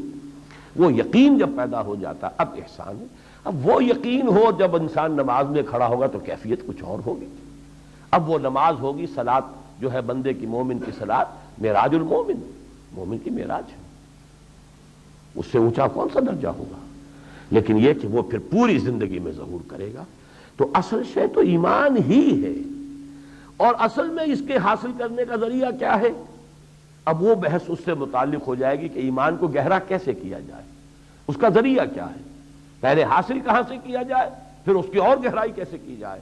تو اس وقت ظاہر بات ہے وقت بھی ختم ہو رہا ہے ہمارے اس پروگرام کا، اس کا ایک ہی سورس ہے، ایمان شعوری کا سورس، وہ جس کے بارے میں سورہ یوسف کے الفاظ ہیں، قل ھذہ سبیلی ادعو الی اللہ علی بصیرۃ انا ومن اتبعنی، کہہ دو اے محمد صلی اللہ علیہ وسلم یہ میرا راستہ ہے، میں اللہ کی طرف بلا رہا ہوں علی وجہ البصیرۃ، نہ صرف میں، میرے ساتھی بھی جو میری پیروی کر رہے ہیں۔ ابو بکر بھی اگر بلا رہا ہے تو ڈیف اینڈ ڈم نہیں ہے، he is not a deaf and dumb and blind follower of mine, وہ بھی جس راستے کی طرف بلا رہا ہے علی وجہ البصیرۃ بلا رہا ہے۔ تو وہ علی وجہ البصیرۃ ایمان اور ہے، بلائنڈ فیتھ بھی ایک ایمان ہے، وہ بھی ایمان ہے، ایمان ہونے کے اعتبار سے مؤثر بھی ہوگا، انسانی شخصیت پر ذاتی اعتبار سے اس کے اثرات مترتب ہو جائیں گے، لیکن ایک معاشرے کو بدلنے کے لیے، ایک انقلاب لانے کے لیے ایمان درکار ہے جو علی وجہ البصیرت ہو، جس کے ساتھ کہ کانشس ایمان، انٹلیکچوئل ایمان، انٹلیکچوئل جو ہے ایلیمنٹ اس کا موجود ہو، علی وجہ البصیرت ایمان ہو، اور اس وجہ بصیرت والے ایمان کی صرف ایک سورس ہے اور وہ قرآن ہے اور کچھ نہیں۔ یہ ہوتے ہیں ایسے بھی معاملات، میں تو بلکہ سوچا کرتا ہوں کہ بہرحال مولانا ظفر علی خان ویسے ایک مجاہد تو تھے، مقرر بڑے یعنی شعلہ بیان تھے، شاعر، ارتجالن شعر کہنے میں وہ انتہا کو پہنچے ہوئے تھے، دیر نہیں لگتی تھی فوراً۔ اور اکبر الہ آبادی نے لوہا مانا ہے، اور اکبر الہ آبادی کے پاس ملنے گئے تھے تو وہ ایک مصرع لے کر گھوم رہے تھے کہ یہ ایک مصرع میں نے کہا ہے، مصرع اچھا ہے، گرا نہیں لگ رہی اس پر۔ وہ کہا کون سا مصرع ہے؟ وہ دیا، چند منٹوں کے اندر پوری غزل، حیران دنگ رہ گئے۔ وہ جو بولانا اور جولانا اور یہ جو ایک ان کی نظم ہے بڑی مشہور کہ صلاح الدین نے فصل صلیبی جس سے کاٹی تھی وہ ہنگامے درو، وہ ایک بڑی اہم نظم ہے ان کی، جس میں تمام قافیے نہایت مشکل ہیں، ہنگامے درو لانا اور بولانا اور جو لانا، ہمارا کیا ہے بھائی، ہم نہ مسٹر ہے نہ مولانا، پکالے پیس کر کچھ جو، تھوڑے سے جو لانا، کچھ ایسا ہے، پکالے پیس کر دو روٹیاں تھوڑے سے جو لانا، ہمارا کیا ہے بھائی، ہم نہ مسٹر ہے نہ مولانا۔ اب وہ اس ایک مصرے کے اوپر اکبر الہ آبادی سے ایک گرا نہیں لگ رہی تھی، اور انہوں نے پوری غزل کہہ کر جو ہے مولانا اور ہنگامے دراؤ لانا۔ تو وہ جو درہاتی اس مہ نو کی، مہ نو، اب دیکھیے جو چاند نیا ہوتا ہے وہ گویا کہ درانتی کا جو ہوتا ہے وہ جو گول وہ ہے، درانتی اس مہ نو کی بہنگامے دراؤ لانا۔ تو واقعہ یہ کہ وہ اس اعتبار سے تو بہت اونچے۔ اور مولانا اسلائی صاحب نے ایک دفعہ کہا تھا کہ میں پنجابی شعراء میں سے اردو پر پوری قدرت رکھنے والا ایک ہی شخص کو مانتا ہوں، اور وہ ہے ظفر علی خان۔ اقبال کو نہیں مانتے تھے وہ، اردو زبان پر، اردو ایک زبان کی حیثیت سے پوری طرح قدرت رکھنے والا وہ صرف ایک شخص ہے اور وہ ظفر علی خان ہے۔ بہرحال میرا اس وقت ذہن جو ادھر گیا ہے وہ ان کے شعر کی طرف ہے، اگرچہ میرے خیال میں وہ اس میدان کے آدمی نہیں تھے، لیکن ہو جاتا ہے کبھی۔ بڑا پیارا شعر کہا ہے، یہ اسلام جو ایمان ہے وہ کہاں سے آئے گا؟ وہ جنس نہیں ایمان جسے لے آئیں دکانیں فلسفہ سے، ڈھونڈے سے ملے گی عاقل کو، عاقل کے لفظ کو نوٹ کیجیے گا، یعنی انٹلیکچوئل ایلیمنٹ جو ہے، ڈھونڈے سے ملے گی عاقل کو یہ قرآن کے سیپاروں میں۔ عقل آپ کی ہو، قرآن پر آپ تدبر کریں، تو ایمان حقیقی حاصل ہوگا۔ ظاہر بات ہے ڈھونڈے سے ملے گی عقل کو یہ قرآن کے سپاروں میں، انٹلیکچوئل ایمان کی سورس سوائے قرآن کے اور کوئی نہیں، اور پھر اس کو بڑھانا ہے بڑھانا ہے بڑھانا ہے، پڑھے جاؤ پڑھے جاؤ پڑھے جاؤ۔ اتل ما اوحی الیک من الکتاب واقم الصلاۃ اتل ما اوحی الیک من کتاب ربک لا مبدل لکلماتہ، پھر تلاوت کرتے رہو، پڑھتے رہو، غور کرتے رہو، تدبر کرو، افلا یتدبرون القرآن، اس سے ہی ایمان گہرا ہوگا۔ ایمان گہرا ہوگا، یقین کی کیفیت میں شدت پیدا ہوگی، ایمان کے منافی عادات اور اطوار اور افعال وہ خود بخود جو ہے پتجھڑ میں جیسے پتے جھڑ جاتے ہیں درختوں پر سے، ایسے جھڑتے چلے جائیں گے۔ یہی عمل تزکیہ ہے، کوئی اور آرٹیفیشل طریقہ تزکیے کا محمد الرسول اللہ صلی اللہ علیہ وسلم سے ثابت نہیں۔ باقی جو اللہ نے دی ہیں عبادات، نماز ہے، روزہ ہے، روزہ بھی تزکیے کی ایک مدد ہے، لیکن یہ سارے اعمال، روزہ ہے، روزہ بھی تزکیے کی ایک مدد ہے، لیکن یہ سارے اعمال کا بھی دار و مدار ایمان پر ہے۔ روزے پر روزے رکھے جائیے، ایمان نہیں ہے، وہ کیفیت حاصل نہیں ہوگی۔ نمازوں کے ڈھیر لگا لیجئے، وہ ایمان کی کیفیت نہیں ہے، یہ رسم بن جائے گی، جس کو شاہ ولی اللہ نے کہا ہے کہ ایک بات عادت بن جانا نماز کا، اس سے بھی نماز کی تاثیر ختم ہو جاتی ہے۔ عادت ہو گئی، جیسے ایک خاص وقت پر آپ کو بیت الخلاء جانا ہے، اس وقت طبیعت کے اندر جو ہے خود بخود ایک جو ہے وہ ایک تحریک پیدا ہوتی ہے، ایسے ہی کوئی عادت بن گئی ہے۔ ایک خاص وقت پر آپ ناشتہ کرتے ہیں، خاص وقت پر آپ چائے پیتے ہیں، اس کی طلب پیدا ہو جاتی ہے۔ کچھ لوگوں کی وہ طلب ہو جاتی ہے نماز، وہ نماز پڑھ رہے ہیں عادتاً، نماز کی تاثیر ختم ہو جائے گی۔ وہ تو یہی ہے کہ شعور کے ساتھ نماز ادا ہو رہی ہو اور اس کو جو ہے انسان ایمان کے ساتھ پڑھ رہا ہو تو اس کی کیفیات حاصل ہوگی۔ تو یہ ہے تزکیہ اسلام کا، تصوف اسلام کا، تزکیہ اسلام کا، تربیت اسلام کی، اس کی منزل یہ ہے، ایمان ہی ہے در حقیقت جس کے ڈیپتھ کا یہ نام ہے۔ اب اس میں بھی ایک بات میں آپ سے عرض کر دوں، ایک موجود ہے آج کل بھی بقید حیات ہیں، ایک سلسلے کا، بلکہ یوں کہیے کہ ایک سلسلے کے بانی ہیں اسی تصوف کے میدان میں، اور ہمیں ان سے زیادہ دلچسپی اس اعتبار سے ہوئی کہ وہ ان تمام سلاسل جو بھی چلے آ رہے ہیں ان سب کو انہوں نے ڈیناؤنس کیا ہے کہ یہ کوئی مسنون چیزیں نہیں ہیں اور یہ کوئی صحیح طریقے نہیں ہیں، چاہے وہ چشتیہ ہو اور یا سہروردیہ ہو یا اور نقشبندیہ ہو، سب کی انہوں نے نفی کی۔ انہوں نے ایک طریقہ اپنا جو ہے ایجاد کیا ہے، اس طریقے کے اندر بھی چونکہ وہ ایجاد ہے، بھلے ایجاد بندہ، اس میں بھی خامی اور خرابی موجود ہے۔ وہ یہ یہاں سے شروع کرتے ہیں کہ تم یہ تصور کرو کہ اللہ تمہیں محبت بھری نگاہ سے دیکھ رہا ہے، اس تصور کو پکاؤ۔ اب یہ خود ایک مصنوعی اور آرٹیفیشل جو ہے ایکسرسائز ہے سائیکولوجیکل، جبکہ قرآن میں تو یہ ثابت نہیں ہے۔ دیکھ رہا ہے یہ تو ثابت ہے، لیکن دیکھ رہا ہے غضب آلود دیکھ رہا ہے کہ محبت سے دیکھ رہا ہے، یہ آپ کو مت پتا ہے؟ سود خوری کر رہے ہو وہ تو تمہیں محبت سے دیکھے گا، حرام خوری کر رہے ہو تمہیں محبت سے دیکھے گا کہ غضبناک ہو کے دیکھے گا۔ فَاذَنُوا بِحَرْبٍ مِّنَ اللَّهِ وَرَسُولِهِ۔ اب اگر ان چیزوں سے نکالا نہ جائے، اس پر ایمفیسس نہ ہو، جو شخص آیا اسے کہہ دیا جائے بس تصور کرو کہ اللہ مجھے محبت سے دیکھ رہا ہے، اسے اور کیا چاہیے؟ وہ تو پہنچ گیا معراج پر۔ جب محبوب بندہ محبوب رب بن گیا، اللہ کا محبوب بن گیا، اور اسے کیا چاہیے؟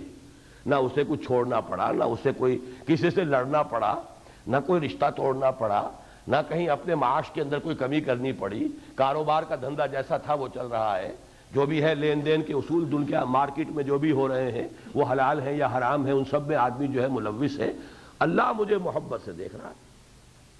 اب اس کا تصور کیے جائیے تو یہ در حقیقت خود تزکیے کی راہ کی سب سے بڑی رکاوٹ بن جائے گا۔ یہ ضرورت کیا ہے اپنی اصلاح کی؟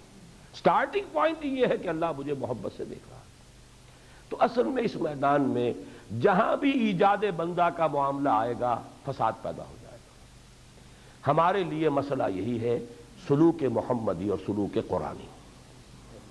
میں تصوف کے مقاصد کا انتہائی قائل ہوں، ان لوگوں کو نہایت محروم سمجھتا ہوں کہ جو ان باطنی حقائق اور کیفیات کا کس طرح سے اہمیت نہیں جانتے۔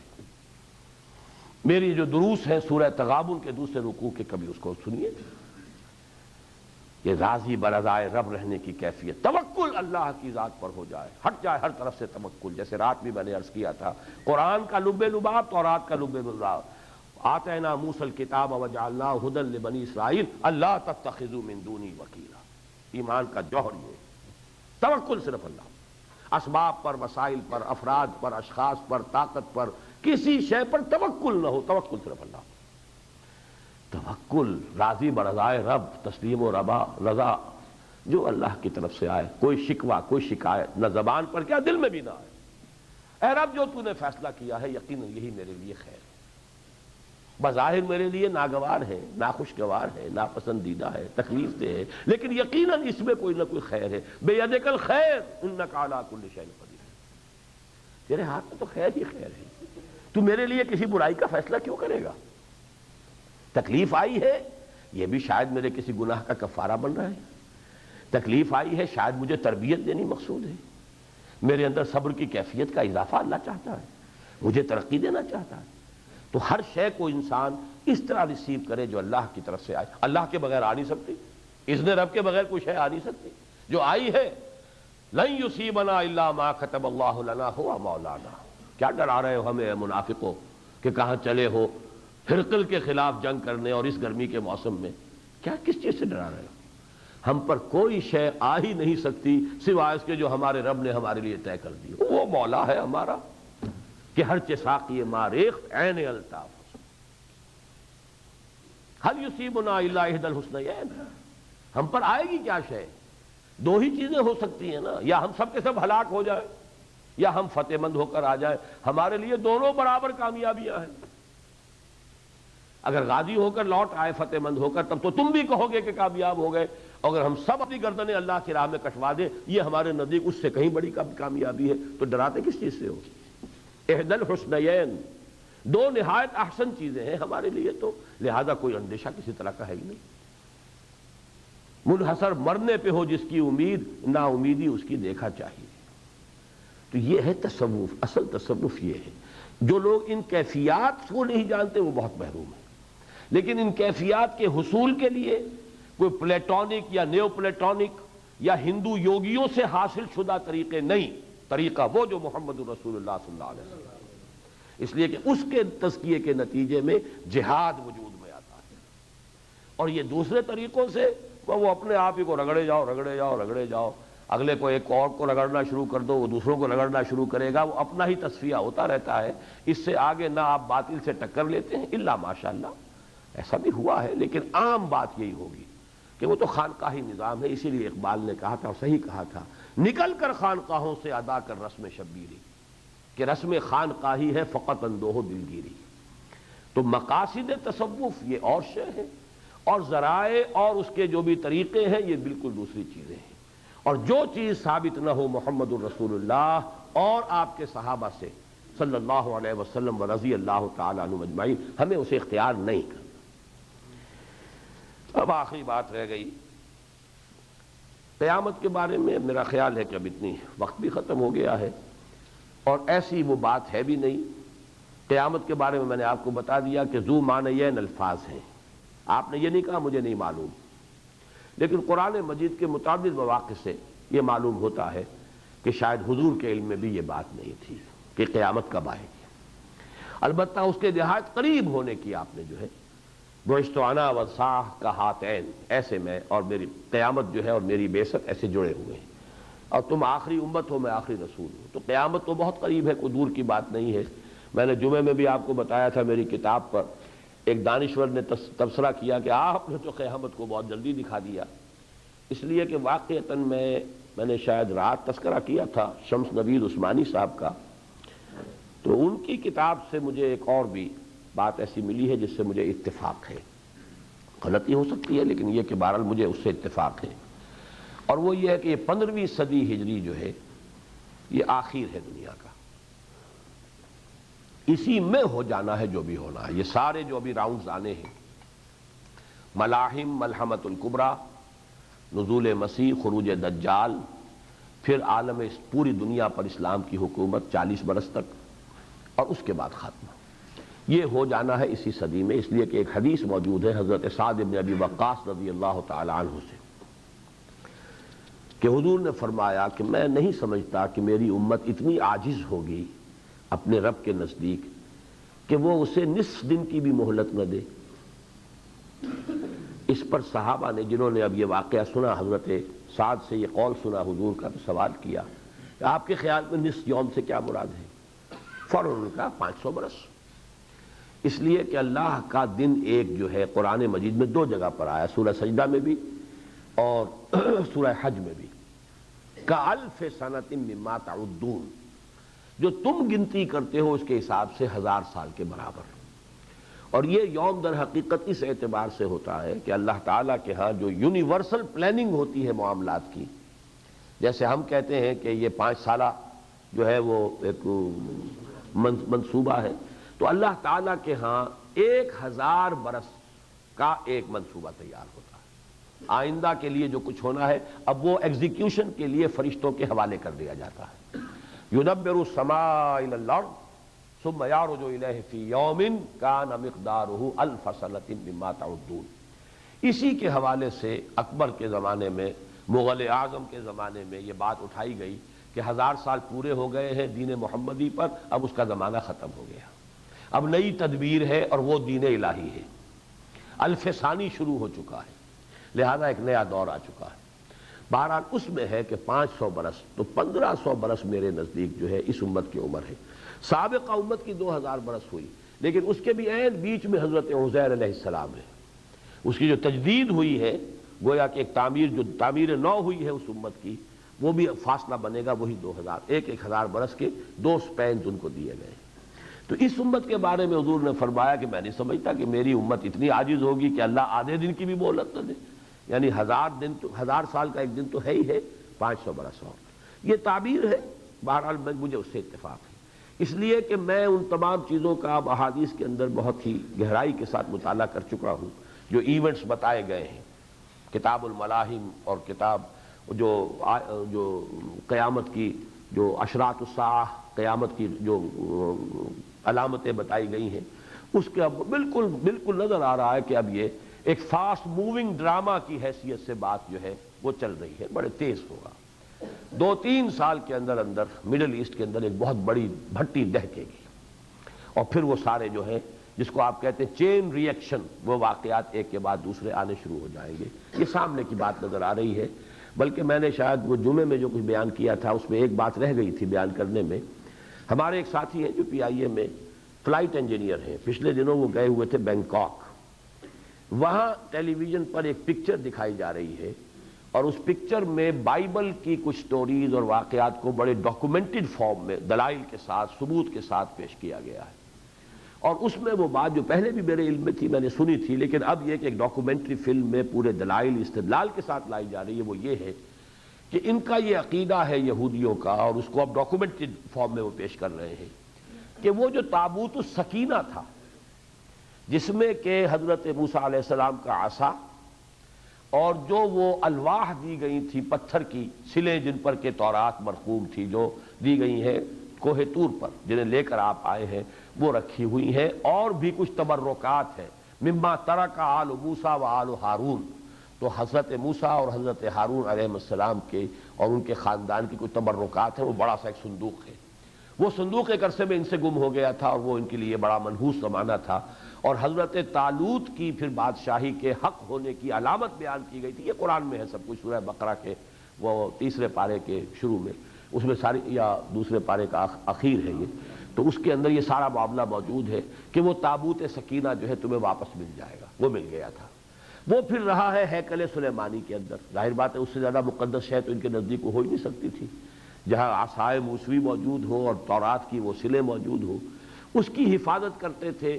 اور ایک جماعت ان کے ربائز کی، ان کے علماء کی حق موجود تھی، تابوت سکینہ، اس کا جو ڈھایا ہے اس نے نبو کے اندر قتال نہیں ہوئے، جان بچا کر نہیں بھاگے، وہ لوگ وہیں بیٹھے رہے، غالباً کسی تہخانے میں وہ تابوت سکینہ رکھا ہوا تھا، جب ہیکل گرایا ہے تو اسی کے نیچے وہ دب گئے۔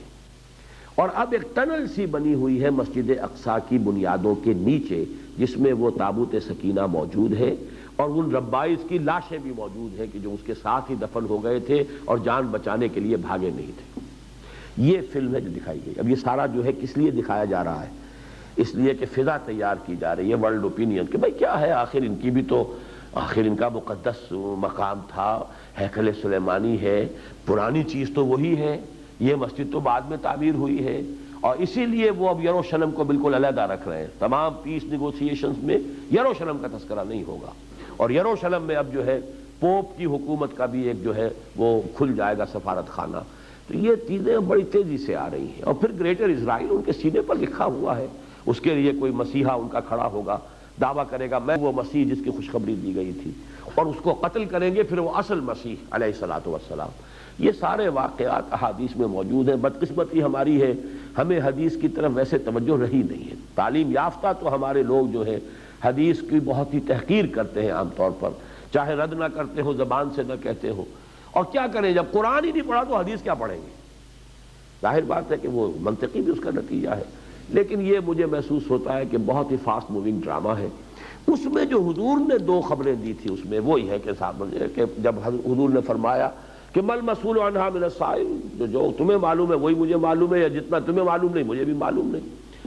اور یہ جیسا کہ میں نے عرض کیا اس کے دو مفہوم ہو جائیں گے ذرا، اس اعتبار سے کہ آیا اسی وقت جبرائیل کو پہچان لیا ہے تو اس کا مفہوم کچھ اور ہے، اور نہیں پہچانا ہے تو اس کا مفہوم کچھ اور ہے۔ جیسے ایک عام آدمی کو کچھ پتا نہیں، ایسے مجھے بھی کچھ پتا نہیں، یا یہ کہ اے جبرائیل جیسا کچھ تمہیں پتا ہے اتنا ہی مجھے پتا ہے، اس سے زیادہ میں بھی نہیں جانتا۔ تو یہ دونوں الفاظ کے اندر محتمل المعنیین ہیں یہ الفاظ۔ البتہ اس کے بعد جب پوچھا انہوں نے کہ مجھے بتائیے اس کی علامات کیا ہیں، تو وہ بات بالکل صحیح فرما دی۔ ایک تو یہ کہ سرکشی اولاد کی، اور اولاد میں سے خاص طور پر بیٹیاں جو سب سے زیادہ اوبیڈینٹ، اور خاص طور پر ماں کی جتنی تابع داری، یہ ہماری اب تک کی روایات میں، یہ تو اب جو ہمارے ہاں ویسٹرنائزڈ گھرانے ہیں ان کا رنگ ہے، ورنہ یہ کہ جن گھروں کے اندر ابھی مشرقی اور اسلامی رنگ ہے ان میں بچیوں کا جو رنگ ہوتا ہے وہ سب کے سامنے ہے۔ لیکن یہ کہ جب یہ بچیاں جو ہیں بیٹیاں وہ ماؤں کو کنیزیں سمجھنے لگے اور مالکائیں بن جائیں، اور جیسا کہ میں نے جمعے میں عرض کیا تھا کہ چونکہ اس قسم کی بعض مثالیں میرے علم میں ہے ڈیفیکٹو، کہ بیٹیاں بے راہ ہو رہی ہیں اور ماں سب کچھ دیکھ کر بھی کچھ نہیں کہہ سکتی، کہ پتہ نہیں یہ کیا بک دے گی منہ سے، زبان سے جواب میں کیا کہہ دے گی، کہ اس کے بعد وہ کچھ پردہ جو ڈھکا ہوا وہ بھی پردہ بھی اٹھ جائے گا، اس لیے وہ خاموش رہتی ہیں، کچھ نہیں کہہ سکتی، زبان بند گونگی ہو کر رہتی ہیں اپنی بچیوں کے سامنے۔ تو یہ معاملہ ان تلد الامۃ ربتہا۔ اور دوسرا تو آج کون اندھا ہے جسے نظر نہیں آ رہا، اور یہ معاملہ کل 50-60 برس کا ہے۔ کیا تھا وہاں پر؟ یہاں پہ عرب کے رہنے والوں کے لیے سب سے بڑی سورس حج کی آمدنی تھی۔ حج کا قربانی کا گوشت سکھا سکھا کر کھاتے تھے، اور یہ کہ چونکہ اس کو بھیڑیں بکریاں پالتے تھے تو ان کے لیے تو گویا کہ ان کا سیزن لگتا تھا، جب حج آتا تھا قیمتی وہ جو ہے قیمتیں اچھی ملتی تھی، حاجی خریدتے تھے۔ تو یہ تو اصل میں اللہ تعالیٰ نے حرم کے علاقے کے رہنے والوں کی معاش کا بندوبست اللہ تعالیٰ نے اس طریقے سے کیا ہے۔ فَاجْعَلْ أَفْئِدَةً مِّنَ النَّاسِ تَهْوِي إِلَيْهِمْ وَارْزُقْهُم مِّنَ الثَّمَرَاتِ لَعَلَّهُمْ يَشْكُرُونَ۔ تو یہ معاملہ تھا۔ اور آج کیا ہے؟ وہاں عمارتیں جو بن رہی ہیں، 5 اسٹار ہوٹلز جو بن رہے ہیں، پھر یہ جو مشرقی کنارہ تھا، یہ اسی صدی کے وسط تک میں جب تک کہ انگریز وہاں تھا، کیا حال تھا وہاں؟ کھانے کو انہیں دستیاب نہیں تھا، بالکل ویران، لیکن ڈیزرٹ کچھ بھی نہیں۔ اور آج وہاں کیا ہے؟ دبئی جا کے دیکھیے، ابو ظبی دیکھیے، ان کی عمارتیں دیکھیے، ابو ظبی کا کارنش دیکھیے، اس کی جو ساحلی سڑک ہے پورے دنیا میں کہیں آپ کو نہیں ملے گی، امریکہ میں کہیں نہیں ملے گی، کیلیفورنیا میں وہ نہیں ملے گا، حالانکہ ریچسٹ اسٹیٹ ہے امریکہ کی کیلیفورنیا، لیکن کہیں آپ کو وہاں بھی اس کا ساحل جو ہے اتنا خوشنما اور اتنا ڈیکوریٹڈ اور اتنا جو ہے خوش منظر نظر نہیں آئے گا۔ وہ عورتیں پڑی نظر آئیں گی ننگی، لیکن یہ کہ وہ عمارتوں کی خوبصورتی جو ہے وہ آپ کو نظر نہیں آ سکتی جو وہاں ہے۔ جبکہ تم دیکھو گے کہ وہ چرواہے جو ننگے پاؤں رہتے تھے، پاؤں میں جوتی نہیں، بدن پر کپڑا نہیں، مفلوق الحال، جسم جو ہے ان کے انڈر نیوٹریشن کی وجہ سے وہ انتہائی کمزور، اور دیکھو گے اب وہ عمارتیں بنائیں گے اور اونچی اونچی عمارتیں بنائیں گے، اس حد تک تو بات 100% پوری ہو چکی۔ بعض احادیث میں اس سے آگے آتا ہے مرغزار بن جائیں گے۔ اگر آپ جدہ سے سفر کریں، ہوائی سفر ریاض کا، آپ کو درمیان میں ایسے ایسے گرین سپاٹس نظر آئیں گے، اتنے بڑے بڑے فارم جیسے امریکہ میں ہوتے ہیں، بالکل گول، اس لیے کہ اس کی اریگیشن جو ہے وہ آرٹیفیشل اریگیشن کا پائپ جو چلتا ہے تو وہ یوں گھومتا ہے، تو جو اس کی لمبائی ہے اس پائپ کی، اس پائپ وہ گویا کہ ریڈیس بن گیا، اس سے جو سرکل وجود میں آیا ہے، اس قدر خوبصورت سپاٹ آپ کو نظر آئیں گے۔ اب وہ ویٹ ایکسپورٹ کر رہے ہیں سعودی عرب، یہ علامتیں موجود ہیں۔ تم دیکھو گے یہ چمنزار بن جائیں گے، وہ بن رہے ہیں۔ تو اب اور کون سی دیر ہے، کون سی رہ گئی؟ باقی وہ احادیث کہ فرات سے سونے کا پہاڑ برآمد ہو جائے گا، اس پر جنگ ہوگی، تو یہ فرات کا تیل ہی تو ہے جو آج جو ہے سیال سونا، اسے کہتے ہیں سیال سونا ہے، یہ بلیک گولڈ، وہ سارا اس پر جو جنگ ہو رہی اسی پر ہو رہی ہے، ہوئی ہے، تہس نہس ہو چکا ہے، اور بھی ہوگا، بار بار ہوگا، وہ تو ہونا۔ بہرحال یہ تمام چیزیں فاسٹ موونگ ڈرامہ کی حیثیت میرے نزدیک رکھتی ہیں، اور معاملہ دور نہیں ہے۔ باقی ان چیزوں سے بھی کوئی شخص ہوش میں نہیں آیا کرتا۔ ہوش میں آنا ہے تو قرآن کو پڑھیے، اپنے فرض کو پہچانیے، اپنی ذمہ داری ادا کرنے کی کوشش کیجیے۔ باقی یہ حدیث جو ہے یہ ہمارے لیے بہت ہی بنیادی جو تعلیمات ہیں دین کی، ان کی حامل ہے۔ اب میں اگرچہ وقت زیادہ لے چکا ہوں، ایک جو آیت کا میں نے حوالہ دیا تھا، مجھے افسوس ہے کہ میں اس کے بارے میں کچھ عرض نہیں کر سکا، لیکن اب نہیں، پھر آئندہ کبھی صحیح۔ اقول قولی ھذا واستغفر اللہ لی ولکم ولسائر المسلمین والمسلمات۔